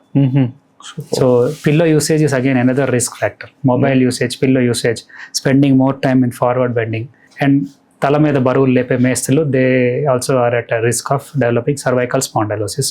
నడుముకి long sitting posture కరెక్ట్గా చూడలేకపోవడం, కిందకు వంగి రాంగ్ పొజిషన్లో లిఫ్టింగ్ ఆబ్జెక్ట్స్ ఆర్ ఈవెన్ జిమ్లో కూడా, ఇవన్నీ దే కంట్రిబ్యూట్. అటెన్షన్ స్పాన్ అనేది చాలా తగ్గిపోతుంది. Why it happens? Again it is all focus related.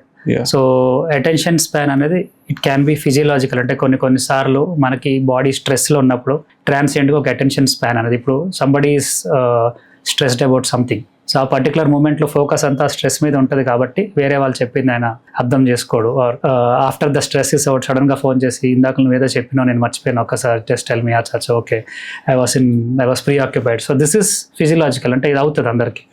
But pathological అంటే ఎప్పుడు అంటామంటే when attention span is constantly మనకి రెగ్యులర్గా కూడా, అంటే సబ్సిక్వెంట్ డేస్లో కూడా మనకి అటెన్షన్ స్పాన్ అనేది రీగైన్ కావటం లేదు. అగైన్ ఫిజియాలజీకి ఇప్పుడు మీరు రీసెంట్ జమానాలో చూస్తే doom scrolling or excessive usage of phone, brain fog వల్ల కూడా అటెన్షన్ స్పాన్ అనేది తగ్గుతుంది. వెరస్ మనం అన్ని సైకలాజికల్ సిమ్టమ్స్ని, we have a saying in neuro surgery where don't neglect that everything is psychological. ఒకసారి ఎప్పుడైనా డౌట్ ఉంటే ఒక స్కాన్ తీసుకుని చూడండి. You won't believe some time frontal lobe tumours, అంటే ఈ ఏరియాలో ట్యూమర్స్ ఉన్న వాళ్ళకి అటెన్షన్ స్పాన్ తగ్గిపోతుంది. రాగానే నాకు రీసెంట్గా ఒక పేషెంట్ వచ్చి ఉండే, previously we treated him for some lesion in the brain, అది మొత్తం క్లియర్ అయిపోయింది. సో 2 weeks నుంచి ఆయన కొంచెం గజిబిజిగా మాట్లాడుతున్నారు, బయట వాళ్ళతో కూడా చాలా క్లోజ్గా బిహేవ్ చేస్తున్నారు. అంటే యూ హ్యావ్ దిస్ థింగ్ అనమాట, మీరు ఎవరితో ఎట్లా మాట్లాడాలి. మీ ఆఫీస్లో కొలీగ్స్తో ఒకలా మాట్లాడతారు, మంచి దోస్తులతో ఇంకోలా మాట్లాడతారు, ఇంట్లో వాళ్ళతో వేరే టోన్లో వేరే దీంతో మాట్లాడతారు, వేరే ఇమోషన్స్తో మాట్లాడతారు. సో ఆ డిఫరెన్స్ అనేది పోతుంది. ఆయన ఓపీకి వచ్చి లిటరల్గా నా మీద చెయ్యేసి మాట్లాడుతున్నారు. It was never happening before. Regular ఫాలోఅప్స్లో ఆ డిస్టెన్స్ మెయింటైన్ చేసి కొంచెం రెస్పెక్ట్ఫుల్ గా మాట్లాడేవారు. I understood something is wrong. He got an MRI, he developed a huge lesion in his frontal lobe.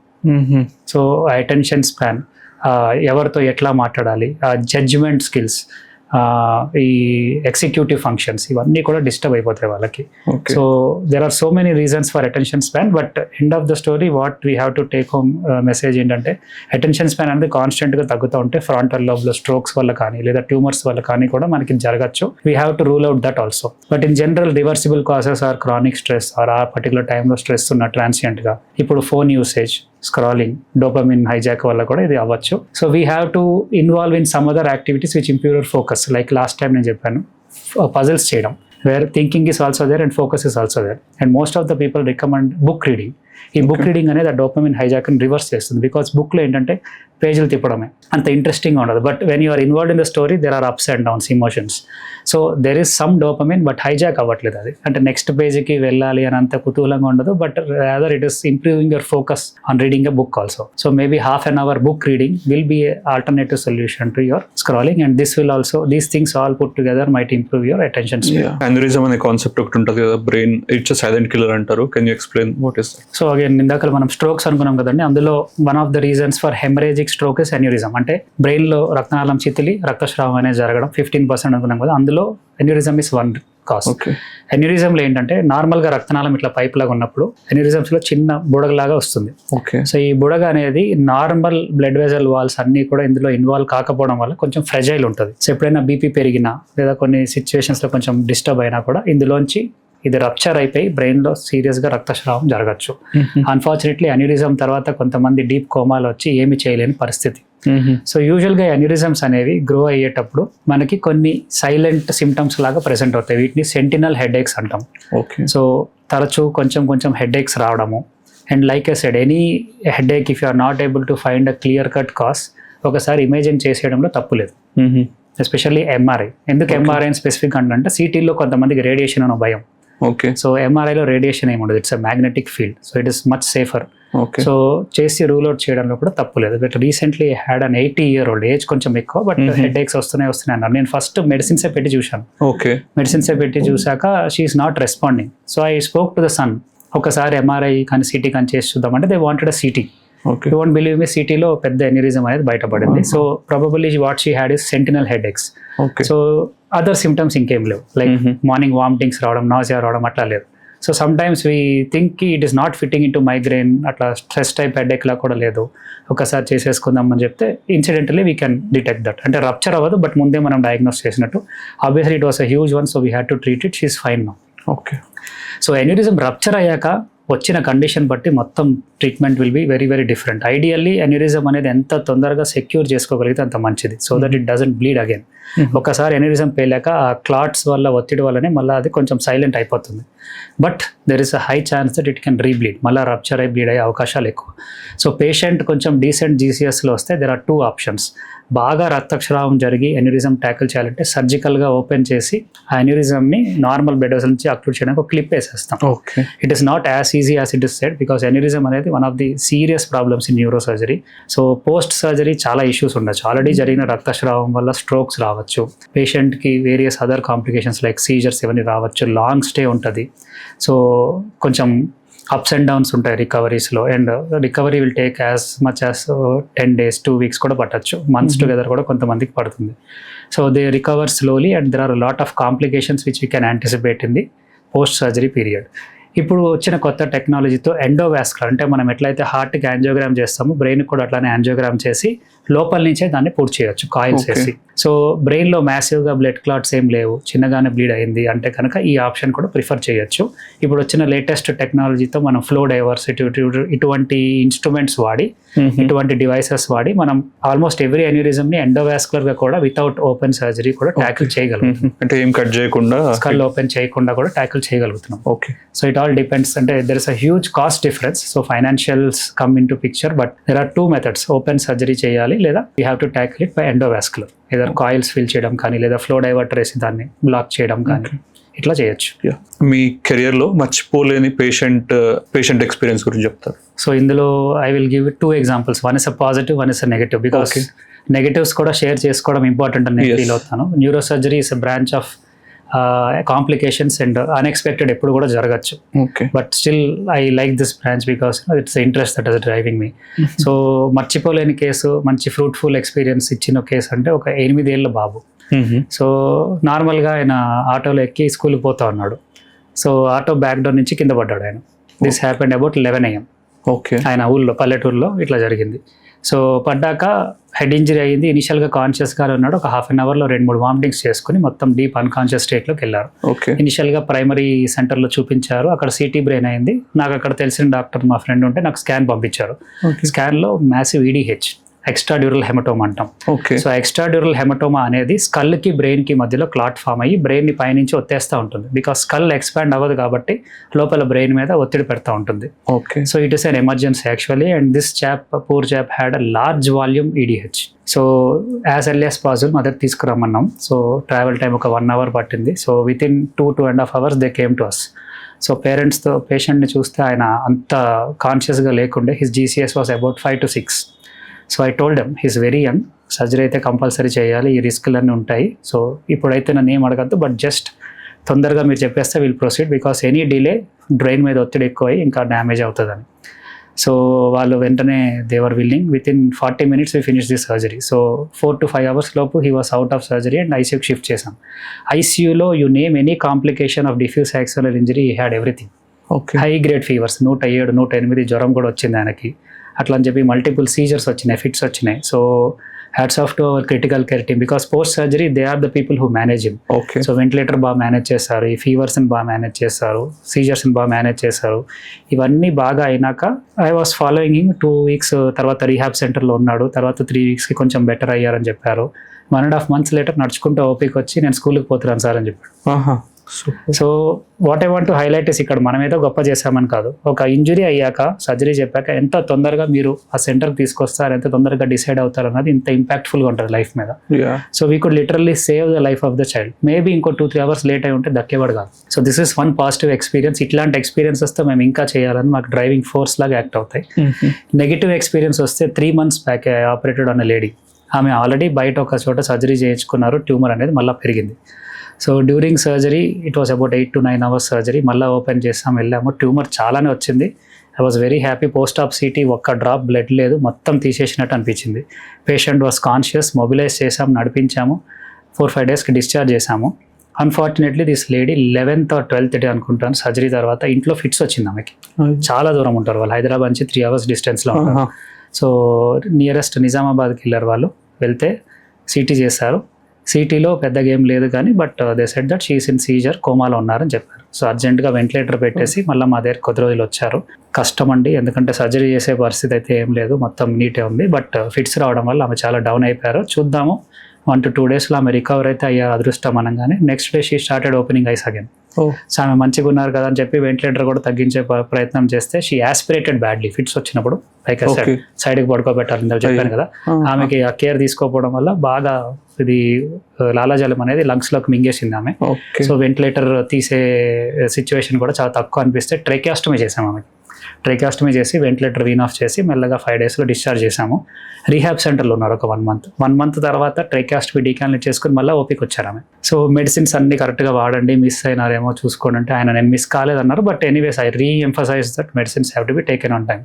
ఇదంతా జరిగిన 1 monthకి మళ్ళీ ఫిట్స్ వచ్చి next time she collapsed, MI heart attack వచ్చింది. సో సర్జరీ అప్పుడు I felt very happy that ఇంతగానో మనం మంచిగా ట్యూమర్ మొత్తం తీసేసాం. మోస్ట్లీ ఇంకా రాదు ఈమెకి. సెకండ్ టైం చేసి కూడా మనం we could remove so much of tumour and మంచిగా డిశ్చార్జ్ చేసి ఎనదర్ కాంప్లికేషన్, ఆ కాంప్లికేషన్ నుంచి బయటకు వచ్చి మళ్ళీ మన దగ్గరికి రావడం. 3rd కాంప్లికేషన్తో we lost her also.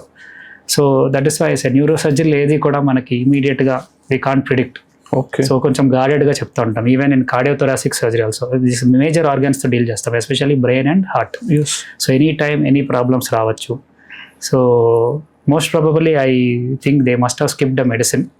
But ఏంటంటే మా దగ్గర చెప్పడం అయితే నో అన్నారు. సో ఇట్లాగా డిలేడ్గా కొన్ని కాంప్లికేషన్స్ వచ్చి మనం చేసిన వర్క్ అంతా ఇట్లా బ్యాడ్ అవడం ఇట్లా కూడా చూస్తూ ఉంటాం. So this is one case where I feel very bad and pity for the lady. Okay. Operation theatre experience చెప్పమంటే? So my operation theatres like a mini music theatre. So నేను case start అవ్వక ముందే patient ఒకసారి అనస్థీషియాలోకి వెళ్ళాక I start playing music.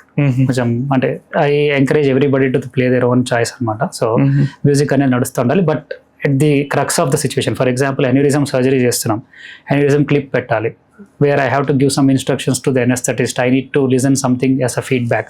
ఆ టైంలో మాత్రం will cut short the music. I will be trying to be very jovial with my OT assistants, and I try to whenever I feel that they are in a burnout, because most of them వేరే చోటు నుంచి వచ్చి ఇక్కడ హాస్టల్లో ఉండి ఉంటూ ఉంటారు. So me and my colleague, we're a team actually. So me and my colleague we make sure that burnout also is handle for them also. కొంచెం రెస్టారెంట్స్ తీసుకెళ్ళడం అట్లాగా once in month or so we try to take them out, అండ్ వాళ్ళకి కూడా కొంచెం burnout అనేది తగ్గేటట్టు చూస్తాం. Because కొన్నిసార్లు like I said 16 hours surgery అంటే నా పని అయినా ఒక 2-3 hours వరకు వాళ్ళు కూడా ఉండాలి.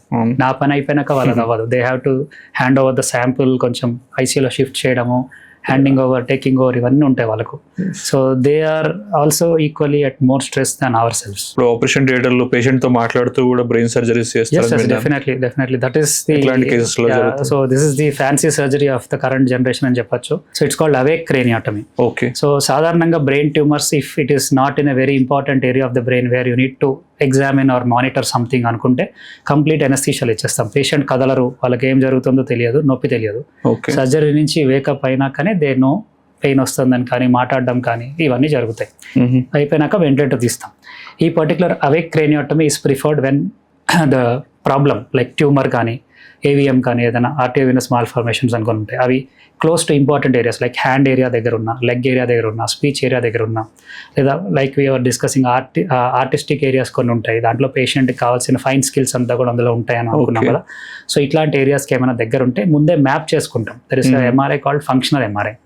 సో ఎంఆర్ఐ ద్వారా మనం మ్యాప్ చేసుకుని we will constantly keep watching the patient. అంటే సర్జరీ పర్ఫామ్ చేస్తున్నప్పుడు, మనం ట్యూమర్ తీస్తూ ఉన్నప్పుడు పేషెంట్లో ఏమైనా చేంజెస్ వస్తున్నాయా లేదా. For example motor cortex tumour ఉంది, రైట్ సైడ్ హ్యాండ్ ఏరియాలో ట్యూమర్ ఉంది మనకి. సో లెఫ్ట్ హ్యాండ్ అనేది ఆయనకి ఎఫెక్ట్ కావచ్చు. It is very close to the area of the brain which controls the left hand. So ఆయనని ఫస్ట్ బ్లాక్ ఇచ్చేస్తాం తల చుట్టూ. It's called a ring block or scalp black.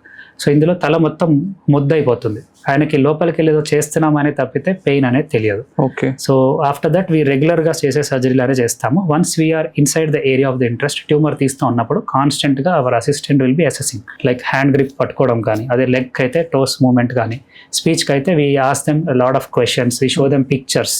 అంటే విజన్ చూసి speech చెప్పడం ఎట్లా ఉంది, విజువో ఆడిటరీ ఏరియాస్ ఇవన్నీ ఎట్లా ఉన్నాయి, సో ఇవన్నీ ప్రాసెస్ చేయగలుగుతున్నారు లేదా, ఇట్లా constant. You might have seen patients movies చూస్తా, ఆ మూవీస్ గురించి మాట్లాడుతా సర్జరీ చేయించుకుంటారు, గిటార్ వైలిన్ ప్లే చేస్తా చేయించుకుంటారు. So based on his profession you can give him various tasks and also based on the location. So ఇట్లా చేయొచ్చు. ఇట్లా చేయడం వల్ల ఏంటంటే మనకి during the surgery live feedback అనేది వస్తుంది. ఇప్పుడు కొన్నిసార్లు even you do the functional MRI, పేషెంట్ని మొత్తం ఎనస్థీషియాలో పెట్టేశాక సర్జరీ అయిపోయినాక అయ్యో చేయబడిపోయింది అని మనకి ఆ సర్ప్రైజ్ వద్దు.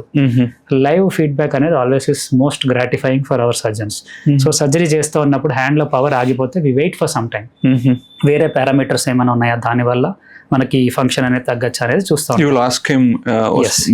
Squeeze a ball or hold our finger. Hand కి అయితే, లెగ్ అయితే మూవ్మెంట్స్, లో మూవ్మెంట్స్. స్పీచ్ కి అయితే కాన్స్టెంట్లీ కొన్ని క్వశ్చన్స్ అడుగుతుంటాం, కొన్ని స్టోరీస్ కానీ ఏమైనా we ask them to recite something. వాళ్ళ ఏరియా ఆఫ్ ఇంట్రెస్ట్ బట్టి మనం we adjust the things. So ఇట్లా అసెస్ చేసుకుంటుంటాం. ఎక్కడైనా స్పీచ్ అరెస్ట్ అంటాం మాట్లాడినప్పుడు. సో అరెస్ట్ అవుతుంది అని మాట్లాడలేకపోతే అంటే we wait for some time. అది పర్సిస్టెంట్గా ఉంటే ట్యూమర్ వదిలేసి రావడం better. So even though you not completed the surgery we stop it there. So అట్లానే మూవ్మెంట్స్ కొంచెం వీక్ అవుతుందంటే we stop it if it is not improving even after you stop the tumour. అక్కడితో ఆపేస్తాం. So the goal is it's not just total removal, it's a safe total removal. Safe గా చేస్తూ ఎంత తీయగలుగుతున్నారు tumour అనేది goal of the surgery. ఎందుకంటే మీరు tumour తీసేసారు మొత్తం, రేపు ఆయన చేయ కదపలేని పరిస్థితి వస్తే nobody will accept that result. So tumour కొంచెం వదిలేసిన we have other methods, chemotherapy, radiation ఏమైనా ఉంటే we can use that in the later stage. Patient ని వచ్చినట్టే పంపించడానికి our goal is to do this awake craniotomy. Okay. నేను ఒక podcast లో చూసాను, ఇది person can sing the song కాకపోతే మాట్లాడలేడు అని. There are so many fine areas in the speech area itself. So కొన్ని ఏంటంటే కొంతమంది ఓన్లీ రిపిటేషన్ చేస్తారు, వాళ్ళు విన్నదే చెప్తారు కానీ వాళ్ళంతట వాళ్ళు they can't start talk or they can't initiate any speech. కొంతమందికి వర్డ్ ఫైండింగ్ డిఫికల్టీ అనేది ఉంటుంది. ఫర్ ఎగ్జాంపుల్ మాట్లాడుతా ఆయన ఇది అది ఉంది కదా అక్కడికి వెళ్ళొచ్చా నేను, ఎక్కడికి వెళ్ళినావు అంటే అక్కడికి వెళ్ళొచ్చిన పేరు రాదు. పెన్ చూపించామనుకోండి పెన్ అని చెప్పరు, దీంతో రాస్తాము కదా అదే కదా ఇది. సో ఫోన్ చూపిస్తే ఇది స్క్రాల్ చేస్తాము, వీడియోస్ చూస్తాము కదా అదే కదా అంటారు. ఫోన్ అన్నది రాదు. సో వర్డ్ ఫైండింగ్ డిఫికల్టీ అనేది ఉంటుంది, ఆ ప్రాసెసింగ్ అనేది డిఫికల్టీ ఉంటుంది. సో అట్లాంటి పర్సన్స్ లో there are so many connections. అంటే విజన్ అనేది, ఈ స్పీచ్ అనేది, విజన్ అనేది it's not an isolated area. ఇప్పుడు నేను మిమ్మల్ని నెక్స్ట్ టైం చూస్తే ఐ అండర్స్టాండ్, ఓకే ఈ పలానా కళ్యాణ్ గారితో మనం ఇప్పుడు పాడ్కాస్ట్ చేసాము, సో మీ విజువల్ మెమరీ స్పీచ్ కింద కన్వర్ట్ అయ్యి hi Kalyan garu I will address you next time. So if those circuits are damaged, నేను నెక్స్ట్ టైం మిమ్మల్ని గుర్తుపడితే మాట్లాడలేను, లేదా మిమ్మల్ని గుర్తుపట్టను కానీ క్యాజువల్ గా కొత్త న్యూ పర్సన్ లాగా స్ట్రేంజర్ లాగా మాట్లాడతాను. So those intricate connections dictate what this changes are. Okay, see if there is a tumour or something, ఆ ట్యూమర్ తీసేస్తే దెన్ ఆటోమేటిక్గా tumour causes damage in the circuits there. So ఆ tumour తొలగిస్తే problem solve. If there is a stroke, nothing much actually can be done. ఆ stroke తగ్గేపాటికి మెల్లగా దాని చుట్టూ వాపు తగ్గేపాటికి దే స్లోలీ రికవర్. బట్ యాక్చువల్గా ఎగ్జాక్ట్ ఆ స్పీచ్ ఏరియాలో స్ట్రోక్ వస్తే లైఫ్ లాంగ్ కూడా మాట్లాడని వాళ్ళని చూసాం మనం. So it all depends. స్టార్టింగ్లో స్ట్రోక్ పెద్దగా వచ్చినప్పుడు స్ట్రోక్ ఉంటుంది, చుట్టుపక్కల ఒత్తిడి ఉంటుంది, వాపు ఉంటుంది. వాపు తగ్గాక చాలా మంది దే స్టార్ట్ టాకింగ్. మీరు చూసుంటారు పారాలసిస్ వచ్చిన వాళ్ళల్లో కొంతమంది చెయ్య కాలు మొత్తం కంప్లీట్ 0/5 పవర్తో వచ్చి చెయ్య కదిలిస్తారు, కాలు రాదు. So that means that leg fibres ఎక్కువ డ్యామేజ్ అయిపోయినాయి, హ్యాండ్ ఫైబర్స్ ఒత్తిడికి గురైనాయి కాబట్టి అవి ఇంప్రూవ్ అయిపోయినాయి. అట్లానే కొంతమంది మూతి వంకర పోయి మాట తడబడుతుంది, సో అది మిగిలిపోతుంది, చెయ్యకాలు ఆల్మోస్ట్ నార్మల్ అయిపోతాయి. సో మిక్స్డ్ పిక్చర్ ఎందుకంటే ఆ ఇన్వాల్వ్ అయిన ఏరియా అది డైరెక్ట్ గా ఇన్వాల్వ్ అయిందా లేదా ఫైబర్స్ జస్ట్ పుష్ అయినాయా. సో మనం ట్యూమర్ తీసి సర్జరీ చేశాక అవి అకామిడేట్ అయిపోతే న్యాచురల్ గా నార్మల్ అయిపోతారు వాళ్ళు. బట్ ఈ స్ట్రోక్ వచ్చేసి ఫైబర్స్ యాజ్ సచ్ డ్యామేజ్ అయిపోయినాయి అంటే ఏ ఫైబర్స్ డ్యామేజ్ అయినాయి దాన్ని బట్టి the results will vary. Paralysis అనేది వెరీ కామన్ ప్రాబ్లం, జెనెటికల్ గా వస్తుందా? First genetical, yes, there are at least ఒక 2 to 3% కాసెస్ ఆర్ జెనెటిక్. కొంతమందికి ఏంటంటే genetic there is no solution. So ఒక ఏజ్ వచ్చాక స్ట్రోక్ రిస్క్ పెరిగాక we prophylactically start some medicines. Genetic workup చేసుకోవాలి, బట్ మదర్లో ఉంది లేదా వాళ్ళ గ్రాండ్ మదర్లో ఉంది, అట్లాగా వంశపారంపర్యంగా కొన్ని వస్తున్నప్పుడు there is absolute no way to remove that. ఇది ఆ జీన్స్ అనేది తొలగించడం అనేది జరగదు. కొన్ని జెనెటిక్ మ్యూటేషన్స్తో ఏంటంటే వాళ్ళకి రక్తం ఎక్కువ గడ్డగట్టే తత్వం ఉంటుంది, ఫ్లో అవ్వదు ఈజీగా. సో వాళ్ళకి రక్తనాళాల్లో ఇది పూడుకుపోయి స్ట్రోక్ రావచ్చు. వన్స్ పారాలిసిస్ వచ్చిన తర్వాత మళ్ళీ ఎప్పుడైనా రావచ్చు అది లైఫ్. యూజువల్లీ వన్స్ పారాలిసిస్ వచ్చాకంటే ఇస్కెమిక్ స్ట్రోక్ గురించి మాట్లాడుకుంటే, ఇఫ్ వన్స్ పారాలిసిస్ వస్తే లైఫ్ లాంగ్ మెడిసిన్స్ వాడాలి. బ్లడ్ థిన్నర్స్ ఇస్తాం యూజువల్గా. అవి ఏం చేస్తాయంటే ఆ రక్తనాళంలో మళ్ళీ గడ్డ ఫామ్ అవ్వకుండా కరిగించి బ్లడ్ ఫ్లో బాగా ఎక్కువ జరిగేటట్టు, liquidity of the blood viscosity అనేది తగ్గించి ఎక్కువ లిక్విడ్లో ఫ్లో అయ్యేటట్టు చేస్తుంది. సో ఈ మెడిసిన్స్ జాగ్రత్తగా వాడుకున్న వాళ్ళల్లో very less likely that they have another stroke. They are very protective effect on another stroke. ఇప్పుడు 31-32 కూడా వస్తుంది పారాలిసిస్. లైఫ్ లాంగ్ మెడిసిన్స్ వాడాలి తప్పదంటే. If there is any complication, suppose ఈ పారాలిసిస్ వచ్చిన ఆయన డిస్క్ సర్జరీ కోసం వచ్చారు, టెంపరీగా కొద్ది రోజులు మెడిసిన్స్ ఆపేసి సర్జరీ అప్పుడు ఎక్కువ బ్లీడింగ్ కాకుండా సర్జరీ అయిన తర్వాత as early as possible restart చేసేసుకోవాలి. సో ఈ పద్ధతిలో పోతే మనకి ప్రాబ్లమ్స్ ఉండవు. సో మర్చిపోవడం అనేది ఇప్పుడు జనరల్ ఒక ఫేమస్ ఫిలిం స్టార్ పేర్లు మర్చిపోతూ ఉంటాడు, ఏదో పేరు పెట్టి పిలుస్తారు. ఇప్పుడు జనరల్ గా మనం ఏదో పని చేద్దామని పైనకి వెళ్ళి కీస్ తీసుకుందామని పోతాము, ఏదో ఫోన్ వస్తుంది, ఆ ఫోన్ మాట్లాడుకుంటూ మర్చిపోయి కిందకి వచ్చేస్తాం. ఇట్లాంటివి కామన్ గా జరుగుతాయి. అసలు ఇట్లాంటి ఎందుకు జరుగుతాయి అంటే ఈ మెమరీ ప్రాబ్లమ్స్ అనేది if it is not disturbing your daily activities, అంటే ప్రీవియస్ గా వాట్ యు నో ఇస్ నేను పని బాగా చేసుకుంటున్నాను, నాకు ఎంత గుర్తుంది, ఈ కోడ్ రాయడం నాకు బాగా తెలుసు, ఫర్ మీ సర్జరీ చేయడం బాగా నాకు తెలుసు, నేను ఈ బుక్ ఉంటే నేను ఈ టైంలో చదివేస్తాను, మర్చిపోను, నాకు కాన్సెప్ట్స్ ఇంతవరకు గుర్తుంటాయి. So if you have some routine. So ఎప్పుడు మర్చిపోయే వాళ్ళకి చిన్నప్పటి నుంచి that is a part of their normal this thing. అంటే there are some areas of the brain which probably are not that active, వాళ్ళు యాక్టివేట్ చేయలేదు. So that is where class లో toppers కి కింద వాళ్ళకి అక్కడ డిఫరెన్స్ వస్తుంది. టాపర్స్ ఏంటంటే చదివినవన్నీ టక దింపేస్తారు పేపర్ మీద. ఈ వెనకాల వాళ్ళు last ventures or so called not very toppers, they might succeed in so many other ways. But ఏంటంటే వాళ్ళకి ఎగ్జామ్ లో రాయడం చేత కాదు, ఎందుకంటే ఆ రీప్రొడక్షన్ అనేది చదివింది అక్కడ రీప్రొడ్యూస్ చేసి రాయడం అనేది అంత ఇదిగా ఉండదు. So this is physiological thing, ఇది పర్వాలేదు, we can accept this. But ఇంతకు ముందు ఇవన్నీ నాకు బాగా గుర్తున్నాయి, ఇప్పుడు రీసెంట్ గా గుర్తులేవు, అండ్ ఇది ర్యాపిడ్ గా ప్రోగ్రెస్ అవుతా ఉంది సిమ్టమ్స్ అంటే కనుక, like I said we should always get one MRI done. And however having said this, early onset Alzheimer's అంటే డిమెన్షియా, మనకి న్యూరో డీజనరేషన్, నరాలు కొంచెం వీక్ అవడం, కెమికల్స్ అనేది తగ్గిపోవడం, there are so many other chemicals మనం మాట్లాడుకునే కాకుండా వేరే కెమికల్స్ కూడా ఉంటాయి. అవి ఏంటంటే they act for the smooth processing of various circuits. Okay. అవి తగ్గిపోవడం వల్ల కొంతమందికి ట్రెమర్స్ రావచ్చు, కొంతమందికి స్లోనెస్ ఆఫ్ మూమెంట్స్ రావచ్చు, కొంతమందికి మతిమరుపులు రావచ్చు. సో ఇవి కొన్నిసార్లు ఎర్లీ ఏజ్లో కూడా స్టార్ట్ అయ్యే అవకాశాలు ఉన్నాయి. So once everything is ruled out, ఇది కూడా మనం ఆలోచించాల్సిన పరిస్థితి. ఇనిషియల్ స్టేజ్ లో చూపించుకుంటే డాక్టర్ కి ఇనిషియల్ స్టేజ్లో చూపించుకుంటే ఏంటంటే మనకు కొంచెం మెడిసిన్స్తో ర్యాపిడ్గా ప్రోగ్రెస్ అవ్వకుండా మనం ఆపచ్చు. ఓకే. బట్ జరిగేది జరుగుతుంది. ఇప్పుడు ఇట్లాంటి చిన్న చిన్నవి కూడా మర్చిపోకుండా ఉండడానికి ఏమన్నా మెథడ్ ఆర్ గుర్తుపెట్టుకోవడానికి అట్లా సింపుల్ అంటే మనం ఎగ్జామ్స్ ఎట్లా చేసేవాళ్ళం. For example if you ask me, నేను కూడా చాలా అంటే for us NEET exam was a very hectic thing. అంటే చాలా వాస్ట్ సబ్జెక్ట్స్ ఉంటాయి. సో సేమ్ లిటర్లీ గజనీ లాగా, బట్ ఒంటి మీద కాకుండా గోడల మీద, ఫ్రిడ్జ్ల మీద అట్లా రాసుకొని I use to constantly keep revising. So what you feel is important, you keep it somewhere so that you see it regularly and don't forget it. So this is called reinforcement. And again if this particular thing is important, మనం ఇందాక అనుకున్న visualisation, so ఈ concept కూడా వాడి you should focus your mind on that particular thing. అంటే ఈ 10 things లో నాకు ఈ 1 or 2 is most important. So put focus on that. మిగతా 8 మర్చిపోయినా పర్లేదని ఓ సెగ్రిగేషన్ చేసుకుంటే బెటర్. ఇవన్నీ చాలా కామన్ గా ఇప్పుడు చూస్తున్నాం. 30 years లో 40s లో కూడా సాఫ్ట్వేర్ ఎంప్లాయీస్ అంటే బాగా చదువుకున్న వాళ్ళు కూడా నాకు ఆ పర్టికులర్, ఫర్ ఎగ్జాంపుల్ నేను I'm not very great with roots. నేను ఎప్పుడు మ్యాప్స్ పెట్టుకుని పోతాను. సో రూట్స్ పక్కన పెడితే రెస్ట్ ఆఫ్ ద థింగ్స్ నాకు బాగా వర్కౌట్ అవుతుంది. సో అట్లా, so each person has some deficiency in one area if it is not really hampering your day to day life. ఇప్పుడు డ్రీమ్స్, నాకైతే రోజు ఏదో ఒక కళ వస్తూ ఉంటుంది. డ్రీమ్స్ వస్తే మర్చిపోతారు. డ్రీమ్స్ అనేవి ఎందుకు వస్తాయి ఫస్ట్? సో డ్రీమ్స్ అనేది when you sleep in to deep state of sleep. మనకి స్లీప్ లో 2 phases ఉంటాయి, REM sleep and NREM sleep అని. Okay. So when you sleep in to the deep phase of sleep, so your body takes some signals from that particular day or your particular state of mind. For example, చాలా common, everybody says this, horror movie చూస్తే automatic గా మనకి వాళ్ళ వచ్చినట్టు ghosts వచ్చినట్టు కళలో ఉంటాం. అంటే so much impact on our brain that you naturally బాగా డీప్ స్టేట్ లోకి వెళ్ళినప్పుడు your free mind thinks about that particular thing in the deep state of the sleep. So దీన్నే వివిడ్ డ్రీమ్స్ అని మనం అంటూ ఉంటాం. So if it is something like మీరు project submit చేయాలి 1 week లో, you're too much stressed about it, you feel that it is not going to be done in that 1 week's time, కొంచెం delay అవుతుంది అనుకుంటారు. సో అబ్బా పడుకోవాలి తప్పదు, rest ఉంటుంది, కానీ నాకు ప్రాజెక్ట్ రేపటికి అవుతుందో లేదో డెడ్ లైన్ ఉందని చెప్పి అనుకున్నప్పుడు కోడ్స్ అన్ని గుర్తొస్తుంటాయి. So this is how your brain transforms and takes some signals. కొంతమందికి there might be no connection, but background లో చూస్తే they will be having some psychological disturbances or events from the past. For example adults కూడా fever వచ్చినప్పుడు కొన్నిసార్లు బాగా డెలిరియస్ అయిపోతారు. చిన్నప్పుడు జ్ఞాపకాలు ఏవో, ఎస్పెషల్లీ చేదు జ్ఞాపకాలు అని గుర్తొస్తూ ఉంటాయి even during the transient sleeping period. అట్లా వచ్చి టక్కమని లేస్తారు, ఏమనంటే ఏం లేదు ఒక పీడకలలాగా వచ్చిందని చెప్పి వెళ్తారు. So it all depends on some childhood memories which you had lost a track of, but సడన్గా స్ట్రెస్లో మనకు బయటపడచ్చు. But usually sleep is you had left something there but still mind is stuck there. అవి మనకి dreams రూపంలో వీళ్ళు కనిపిస్తూ ఉంటాయి. ఇట్ ఈస్ కాల్డ్ అంటే బెటర్ స్లీప్ అనే అంటారా దాన్ని?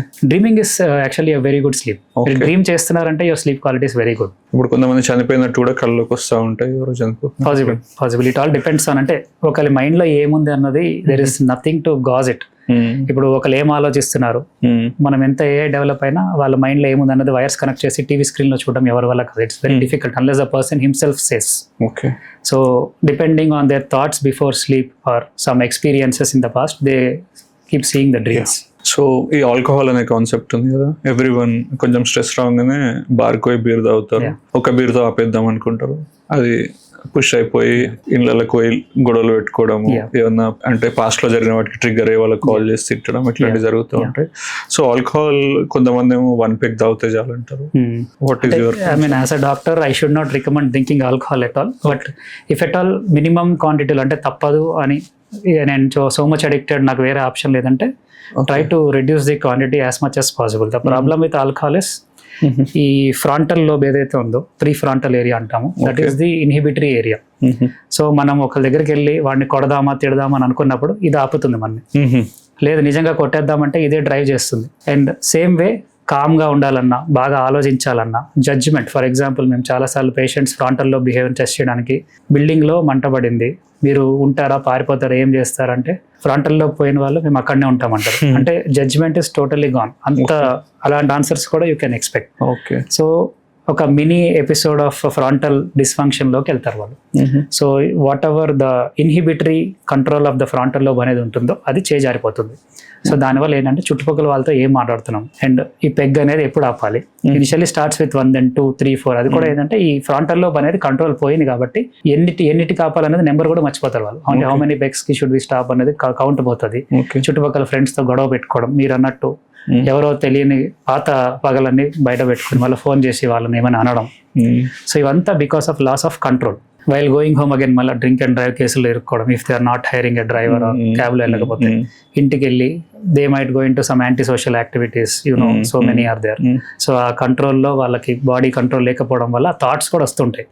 Normally okay, some person might think that okay నేను ప్లెజర్ ఇట్లాగా అన్యాచురల్గా ఒకటి ఏమన్నా ఈ పర్టికులర్ ఏరియాలో పొందొచ్చా అని అనుకున్న వాళ్ళు ఫ్రంటల్లో ఆపుతుంది వాళ్ళని, because it is under good control. ఒకసారి ఆల్కహాల్ ఇన్ఫ్లుయెన్స్కి గురయ్యాక ఈ సెక్షువల్ హెరాస్మెంట్స్ ఇవన్నీ కూడా స్టార్ట్ అవుతాయి, because the control is totally gone. ఇంటికి వెళ్ళి వైఫ్ని తిట్టడం, వైఫ్తో గొడవ పడడం, డైవర్స్ వరకు పోవడం, ఇవన్నీ రెగ్యులర్గా అవుతూ ఉంటాయి. సో అంత దూరం పోయే బదులు you limit the alcohol quantity. ఎట్లా లిమిట్ చేస్తారన్నది that's a tough task again, because your frontal lobe is totally blown up. So బేసిక్గా ఈలాన్ మస్క్ వాళ్ళ న్యూరాలింక్ కంపెనీలో లాస్ట్ టైం అదేదో ప్రెస్ మీట్ అయిందో ఏదైందో ఐడియా లేదు ఎగ్జాక్ట్లీ, బట్ దాంట్లో ఈ వెక్టార్ స్పేస్ అనే టాపిక్ గురించి మెన్షన్ చేశాడు. అదేంటి అంటే your brain has capacity to dump as much data as there is. The shortage of memory అంటే ఏం లేదు, బట్ మనకి గుర్తుండేది అంతా it's like conscious data and everything else goes in to vector space అని చెప్పి he's trying to access that through his Neuralink project what ever is doing. దాని గురించి in detail explanation like for common man. Yeah, so Neuralink అనేది it is a very good opportunity in future, but it is an incomplete thing as of now. So Neuralink miniature form we are already doing in surgeries. For example, ఇప్పుడు ఇందాక మనం Parkinson's గురించి, Alzheimer's, dementia గురించి అనుకున్నాం. So if we can figure out one area which is responsible for this, so we can manipulate that area and make some changes so that ఈ symptoms పేషెంట్కి తగ్గచ్చు. So there is some surgery called deep brain stimulation for Parkinson's. Okay, ఇందులో ఏం చేస్తామంటే మనకి ఆ deep areas, we have some areas called subthalamic nucleus, ఇట్లాంటి కొన్ని టార్గెట్ సైట్స్ ఉంటాయి which have been identified by research. ఈ పర్టికులర్ ఏరియాస్లో కొంచెం ఆ chemical drive and electric drive తగ్గడం వల్ల పేషెంట్స్కి ఇట్లా ట్రెమర్స్ వస్తున్నాయి, ఈ మూమెంట్స్ అనేవి స్లో అవుతున్నాయి అండ్ మెమరీ రిలేటెడ్ డిస్టర్బెన్సెస్ కూడా వస్తున్నాయి అని చెప్పి they had found out. So this is a trusted proven surgery అనమాట. ఇందులో ఏంటంటే మనం వీ పుట్ స్మాల్ ఎలక్ట్రోడ్స్, చిన్న మిల్లీమీటర్ సైజ్ ఎలక్ట్రోడ్స్ అనేది ఆ సబ్థాలామిక్ న్యూక్లియస్లో కరెక్ట్గా పెట్టేసి we give some small stimulation. So ఆ స్టిమ్యులేషన్తో పేషెంట్కి మూమెంట్స్ తగ్గుతున్నాయి, లైవ్గా మనం చూసుకొని we park them and connect it to battery. Okay, so సబ్కాన్షియస్గా మనకి ఇట్లా కొన్ని కంట్రోల్స్ అనేది తెలిస్తే we can access. But what Neuralink tries to do is it wants to improve this, ఈ పర్టికులర్ కాన్సెప్ట్ని ఎన్హాన్స్ చేయాలని అనుకుంటున్నారు. అంటే it wants to extend this to memory, it wants to extend this to even psychological symptoms. So psycho surgery కూడా ఉంది, though we're not actively doing that much in India. So ఒక person ఎక్కువ డిప్రెషన్లో ఉంటే కొన్ని ఏరియాస్ని బ్యాటరీతో ట్రిగర్ చేసి ఆయన బిహేవియర్ని మార్చి కొంచెం కంటెంట్ ఆర్ కొంచెం మ్యానియాక్ లాగా ఆర్ మోర్ హ్యాపీ వేలో మార్చడానికి ట్రై చేస్తున్నారు. India psycho surgery is not very popular or rampantly done now, but western countries are doing this. So ఈ neuro modulation is what we're discussing here. So ఈ vector space అనేది it is the concept which has not been proven. So these studies have been connected in animals. So human brain is much bigger and more connections are there. So ఈ కనెక్షన్స్లోంచి data రాబట్టడం it's not a very easy task, but we should give a big credit to Elon Musk because he is in the process of figuring it out. And maybe in the next few years ఆయన ఏమైనా if he's coming up with some good ideas, probably we should collaborate and use it for our benefit of patients also. Like మతిమరుపు ఉన్న వాళ్ళని వాళ్ళ memory activate చేసే ఏరియాస్లో maybe we can try to do some stimulation and then get them back to proper memory. So ఇట్లాంటివి కూడా we can venture in to. But like we said, these are unless proven, we can't try on humans. So there are a lot of data and trials which we have to be done on maybe monkeys or other animals. Usually guinea pigs, monkeys వీటి మీద try చేస్తారు, pigs మీద try చేస్తారు. అయినాక and getting feedback from them also is very difficult. So monkey is a good animal to try with because our brain is very close to monkey's brain. But as of now, this is not very much materialized. This is what his plan is. జనరల్గా కోపం వచ్చినప్పుడు జనాలు పక్కన ఏం పట్టించుకోకుండా కొట్టడమో లేకుంటే ఏది పడితే విసిరేయడం చేస్తారు. కోపం వచ్చినప్పుడు బ్రెయిన్ ఎట్లా వర్క్ చేస్తుంది అంటే ఇట్స్ లైక్ కొన్నిసార్లు బేసిక్గా యాటిట్యూడ్ అట్లా ఉంటుంది. So again everything is under control of frontal lobe. Okay, so వీళ్ళలో ఏంటంటే frontal lobe is tuned to get easily aggressive. So some times again anything మనకి ఎక్కువ కోప్పడడం కూడా రీసెంట్గా స్టార్ట్ అయితే we have to evaluate thoroughly. అంటే ఇప్పటి వరకు బాగానే ఉన్నారు, ఇప్పుడు సడన్గా కోపం వస్తుంది అంటే there is something wrong. But in general by birth ఇట్లానే కోపపడే తత్వం అంటే some brains are tune to that. Actually structural changes ఏమి ఉండవు, బట్ ఇట్ ఈస్ దట్ వాళ్ళకి అగైన్ దిస్ డోపమిన్ సర్క్యూట్ ఎక్కువ కోప్పడితే వాళ్ళకి ఆ సాటిస్ఫాక్షన్ వస్తుంది. So mind is tune like that. Okay. So there are 2 ways of dealing. వద్దు నేను ఎక్కువ రియాక్ట్ కానీ రెస్పాండ్ అవుతాను అంతే అని చెప్పి ఆగి తర్వాత మెల్లగా చెప్పే రకం ఒకరు. లేదు నేను రియాక్ట్ అవుతాను, అరిచేస్తాను, ఫస్ట్ ఇటు ఇసిరేస్తాను, ఇట్లాంటి వాళ్ళు ఒకరు. So they have a dopamine spike by responding aggressively. So అట్లాంటి వాళ్ళు అట్లా రెస్పాండ్ అవుతారు. బట్ అగైన్ మన frontal lobe has so many complex functions. So రీసెంట్గా ఎక్కువ కోప్పడ్డాం. కొంతమంది ఎట్లా వస్తారంటే ఇప్పుడు ఫర్ ఎగ్జాంపుల్ మూవీలో మంచి అగ్రెసివ్ సీన్ జరుగుతుంది, అప్పుడు నవ్వుతారు వాళ్ళు, అంటే ఇన్అప్రోప్రియేట్ ఇమోషనల్ రెస్పాన్స్. లేదు అక్కడ మంచి హాస్యపరమైన సీన్ జరుగుతుంటే వీళ్ళు కోప్పడుతూ ఉంటారు, అరే అంత మంచి సీన్ వస్తుంది ఈయనేంది నా మీద అరుస్తున్నాడు ఎంజాయ్ చేయకుండా అన్నట్టు అంటారు. కొంతమంది ఏమో చాలా కామెడీ సీన్ వస్తే ఏడుస్తారు. సో ఆ ఇమోషనల్ ఎబిలిటీ ఆర్ ఫ్లక్చుయేషన్స్ అనేవి వస్తాయి. So all these can have a psychological background also. Okay. So ఎందుకు అగ్రెసివ్ అవుతున్నారు లేదా ఎందుకు కామ్గా డీల్ చేస్తున్నారు అన్నది వాళ్ళ పెరిగే విధానం, దాన్ని బట్టి కూడా there is a lot of social and the అప్బ్రింగింగ్లో కూడా చాలా రిలేషన్ ఉంటుంది దీనికి. బట్ మనకి ఏది సెట్ అవ్వటం లేదు, చాలా అబ్నార్మల్గా ఉన్నారంటే ఒకసారి బ్రెయిన్ కూడా we have to think if there is something wrong going in the brain. కొంతమంది నార్సిస్టిక్ పీపుల్ ఉంటారు, వాళ్ళదే కరెక్ట్ అనుకుంటారు చాలా వరకు. అట్లాంటివి వాటికి ఏమైనా టాబ్లెట్స్ కానీ ఏమన్నా అంటే we can to some extent, అంటే like you said this tablets act by either increasing the happy hormones or decreasing the negative hormones. So ఈ మనకి కెమికల్స్ అనేవి ఏమైతే ఉంటాయో వాటి ప్లేన్ ఇవంతా. సో ఎక్కువ అగ్రెసివ్ అయ్యే వాళ్ళల్లో దాని నుంచి వచ్చే హార్మోన్స్ ఏవైతే ఎక్కువ ఉంటాయో వాటిని కామ్ చేయడానికి, అంటే బేసిక్గా నరాల సిస్టమ్ని కామ్ చేయడానికి కొన్ని కెమికల్స్ ఉండే టాబ్లెట్స్ ఇస్తాం. They either suppress the happy chemicals or increase the sad chemicals. We're maniac, అగ్రెసివ్గా ఉండే వాళ్ళకి కొంచెం కామ్ చేయడానికి ఇస్తాం. వెరస్ డిప్రెషన్లో ఉండే వాళ్ళకి ఈ మూడ్ ఎలివేటింగ్ కావాల్సిన కెమికల్స్ అన్నీ కూడా ఉండే మెడిసిన్స్ ఇస్తాం. To some extent they help. Yes, definitely రెగ్యులర్గా తీసుకుని వాడే వాళ్ళలో హెల్ప్ అవుతుంది. But in the long run it is the behaviour cognitive therapy that goes in a long way. So షార్ట్గా స్ట్రెస్, ఫర్ ఎగ్జాంపుల్ ఫ్యామిలీలో ఎవరో చనిపోయారు, దానివల్ల కొంచెం ఇట్లాగా అయిపోయినారు ఆయన. సో ఆ స్ట్రెస్ తగ్గినాక usually they cope up and become normal. That is how a normal person's brain response. But కొంతమందికి క్రానిక్గా ఇట్లా అవుతూ ఉంటుంది. సో వాళ్ళకి లాంగ్ టర్మ్ మెడిసిన్స్ వాడాలి. The problem with this is they give up. Some time ఇన్ని medicines నేను వాడలేను అంటే ట్రీట్మెంట్ కరెక్ట్గా నడుస్తూ తర్వాత మెల్లగా టేపర్ చేసి ఆపేద్దామన్న స్టేజ్లో దే గివ్ అప్. సో ఆ స్టేజ్లో ఒకేసారి మెడిసిన్స్ ఆపడం వల్ల రిబౌండ్ ఫెనోమెనా, మళ్ళీ కొత్తగా వేరే సిమ్టమ్స్ రావడం, ఇట్లాంటివి కూడా చూస్తాం. ఓకే. ఈ స్పిరిచువల్ కాన్సెప్ట్స్ ఉంటాయి కదా చాలా వరకు, ఈ గురూస్ ఇప్పుడు ఏదేమన్నా కానీ బయట నువ్వు హ్యాపీగా ఉండాలి అంటే ఈ ప్రాబ్లం పెద్దగా ఉన్నా కూడా నువ్వు పాజిటివ్ ఉండాలి, హ్యాపీగా ఉండాలి. ఇప్పుడు సొసైటీలో దాన్ని రాంగ్ అంటారు, లేదు take it is as a positive, హ్యాపీగా ఉండాలి. ఇట్లాంటి మైండ్ సెట్ బ్రెయిన్కి మంచిదేనా? Definitely yes. అంటే we have to tune our brain to that extent. For example cyber crime అయింది, మీకు బోల్ డబ్బులు పోయినాయి. Okay. Okay. So there will be some impact. ఇప్పుడు ఒక 50 లక్షలు పోతే you can't stay calm. That is also not a normal response of human brain. Okay. అట్లయినా కూడా హ్యాపీగా ఉండాలని, అట్లయినా కూడా హ్యాపీగా ఉండాలన్నది wrong. Okay. But how early do you come out of it and next ఏంటి, నెక్స్ట్ నేను how do you cope up. Okay. Backup plan ఏముంది, ఇప్పుడు నేను దీంతో ఇది చేద్దాం అనుకుంటున్నాను, నెక్స్ట్ ఏం చేయాలి. So how early you come back and bounce back to your life, normal life అన్నది that is what you have to focus on. Okay. ఇప్పుడు నిజంగా 50 లక్షలు పోయినాయి అయినా కానీ అసలు ఏం లేదు ఆయన అంటే కూడా that is also something fishy, ఏదో ప్రాబ్లం ఉందనే అనుకోవాలి. అంటే ఇమోషనల్ బ్లంట్ అయిపోయిందా అది కూడా చూసుకోవాలి. There for some time you can respond in negative way, but తొందరగా నార్మల్ వచ్చేసేయాలి. నెక్స్ట్ ఏంది, నేను ఎట్లా how do I cope up from this. ఇప్పుడు నాకు రిక్వైర్మెంట్ ఉంది, ఎట్లాగా అప్పు చేయాలన్నా లేదా షుడ్ ఐ నేను ఎఫ్డి ఏమైనా బ్రేక్ చేయాలన్నా, ఇమీడియట్ ఏంటి, నెక్స్ట్ ఎట్లాగా how do I recoup from this event, ఎట్లా సంపాదించుకోవాలి, ఇట్లా ఆలోచించడం అనేది దట్ ఈస్ ఎ హెల్తీ వే.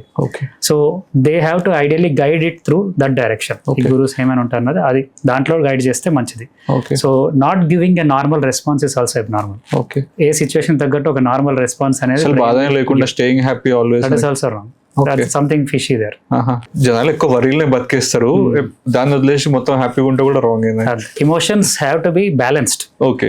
మనం ఎప్పుడు హ్యాపీగా ఉండడం అనేది that is not possible, because that is not how life is. ఎప్పుడు సాడ్గా ఉండి లేదా సాడ్ నుంచి మనం బయటకు రాకపోవడం is also some problem. Okay. So most of the time post traumatic stress disorder ఇదే అవుతుంది. You lose some person who is very close to you, friend కావచ్చు, పేరెంట్స్ కావచ్చు, సో లేదా వేరే ఏదో మేజర్ యాక్సిడెంట్ అండ్ ట్రామా, ఆ stress నుంచి బయటపడేటప్పుడు they lot of people go in to depression. So ఆ స్టేజ్ నుంచి ఎంత తొందరగా బయటకు వస్తామన్న దాని మీద డిపెండ్ అవుతుంది. If they are not coming out quickly, they will need some medications to help them, some behavior or cognitive therapy to help them. Yeah. But normal people, they come out of it in some time and get back to normal life. Yeah. Because whatever done, you can't reverse those things. ఇక్కడ brain health కోసం 5 habits physically and food wise కూడా ఏమంటే ఏమని చెప్తారు? I think food is most important. మనం food లేకుండా ఉండలేం కాబట్టి first thing I would like to tell is you have to maximum extent avoid fast foods, outside or processed foods. Home food prefer చేయండి. It's not possible, so అందుకే maximum extent కి avoid చేయమని చెప్తున్నా. Because most of the people come from some other place, ఐటీలో ఉంటారు, work చేస్తారు. So prefer home cooked healthy food if at all you have that option. And as a part of this addictions కూడా avoid చేయడం మంచిది. అంటే ఈ healthy food తీసుకుంటా smoking, alcohol, drug abuse కూడా చేస్తూ ఉంటే there is no meaning to that. Okay, so this is first thing. Second, since back problems, neck problems చాలా కామన్ అయిపోతున్నాయి కాబట్టి మైండ్ యువర్ పోస్చర్. ఎంతసేపు కూర్చుంటున్నారు, ఏ పోస్చర్లో కూర్చుంటున్నారు అని మైండ్ చేయండి. అండ్ పోస్చర్ ఎట్లానో మెయింటైన్ చేస్తున్నారు కాబట్టి go to the third advice, fitness కూడా మెయింటైన్ చేయండి. As a part of your routine fitness, neck, back and knee muscles కూడా స్ట్రెంగ్తన్ చేసి ఎక్సర్సైజ్ చేస్తే మీ 60sలో your body will thank you. Okay. Chronic stress, so pressure కావచ్చు, project ఇప్పటికల్లా అవ్వాలి, or everybody will have some sort of stress. So chronic స్ట్రెస్ని కొంచెం తగ్గించుకోవాలి. And I would always recommend, I'm always pro for yoga and meditation. ఈ మెథడ్స్లో కానీ లేదా ఫ్రీక్వెంట్ రీక్రియేషన్, బర్న్అవుట్కి we have talked about so many things. So chronic స్ట్రెస్కి దూరంగా ఉంటూ prioritize your sleep, 6 to 8 hours good sleep and recreation at regular intervals is very good. Okay. Alcohol తాగితే బ్రెయిన్లో సెల్స్ టప్ అని పగిలిపోతే అని అంటారు, అంటే బ్రెయిన్ ఎఫెక్ట్ అవుతుంది. I'm not sure. అయితే ఇప్పుడు కొంతమంది రోజు తాగుతారు, స్టిల్ 60 years అయినా కూడా మంచిగా హెల్తీగా ఉంటారు, బ్రెయిన్కి బాడీకి కూడా ఏం ప్రాబ్లం ఉండదు. కొంతమంది అంటే ఎక్కువ తాగకుండానే హెల్త్ ప్రాబ్లమ్స్ ఫేస్ చేస్తారు. సో అంటే ఆల్కహాల్ తాగితే బ్రెయిన్లో సెల్స్ టప్ అన్నది ఫస్ట్ రాంగ్ కాన్సెప్ట్. ఓకే. ట్రాన్సియంట్గా ఆల్కహాల్ లెవెల్స్ బాడీలో ఉన్నంత వరకు బ్రెయిన్ కొంచెం కంట్రోల్ దెబ్బతింటుంది. But I think the inner meaning of that is, ఈ ఆల్కహాల్ తాగుతూ ఉంటే బ్రెయిన్ అనేది ష్రింక్ అవుతుంది, ఎస్పెషల్లీ చిన్న మెదడు. ఓకే. సో వాళ్ళకి ఈ బ్యాలెన్స్ రిలేటెడ్ ప్రాబ్లమ్స్ రావడము, ఇవన్నీ కేస్ కోర్స్ ఆఫ్ సైకోసిస్ అంటాం, కొంచెం సైకోసిస్గా రావడము, మెమొరీ డిస్టర్బెన్స్ రావడం, ఇవన్నీ ఏంటంటే for example if you see somebody who is in his 40s regular alcohol consume చేస్తే ఆయన ఎంఆర్ఐ బ్రెయిన్ తీసుకుంటే ఒక 60-70 ఏళ్ళ వాళ్ళ బ్రెయిన్ లా కనిపిస్తుంది. So that is the meaning. అంటే ఎట్రోఫీ, బ్రెయిన్ అనేది ష్రింక్ అవ్వడం చాలా ఎక్కువగా అవుతుంది. Okay. So which also means that brain functions కూడా దెబ్బతింటాయి. ఫర్ ఎగ్జాంపుల్ కాన్సన్ట్రేషన్ తక్కువ ఉంటుంది, ఈ జ్ఞాపక శక్తి అనేది తగ్గుతుంది, over period of time balance, ataxia ఇవన్నీ వస్తాయి. సో ఇట్లాంటి కంప్లైంట్స్ కూడా రావచ్చు. సో వన్స్ బ్రెయిన్ ఎట్రోఫీ అయిపోయాక అది మళ్ళీ నార్మల్గా అవ్వదు. సో ఇరివర్సిబుల్ డ్యామేజ్ కూడా జరుగుతుంది.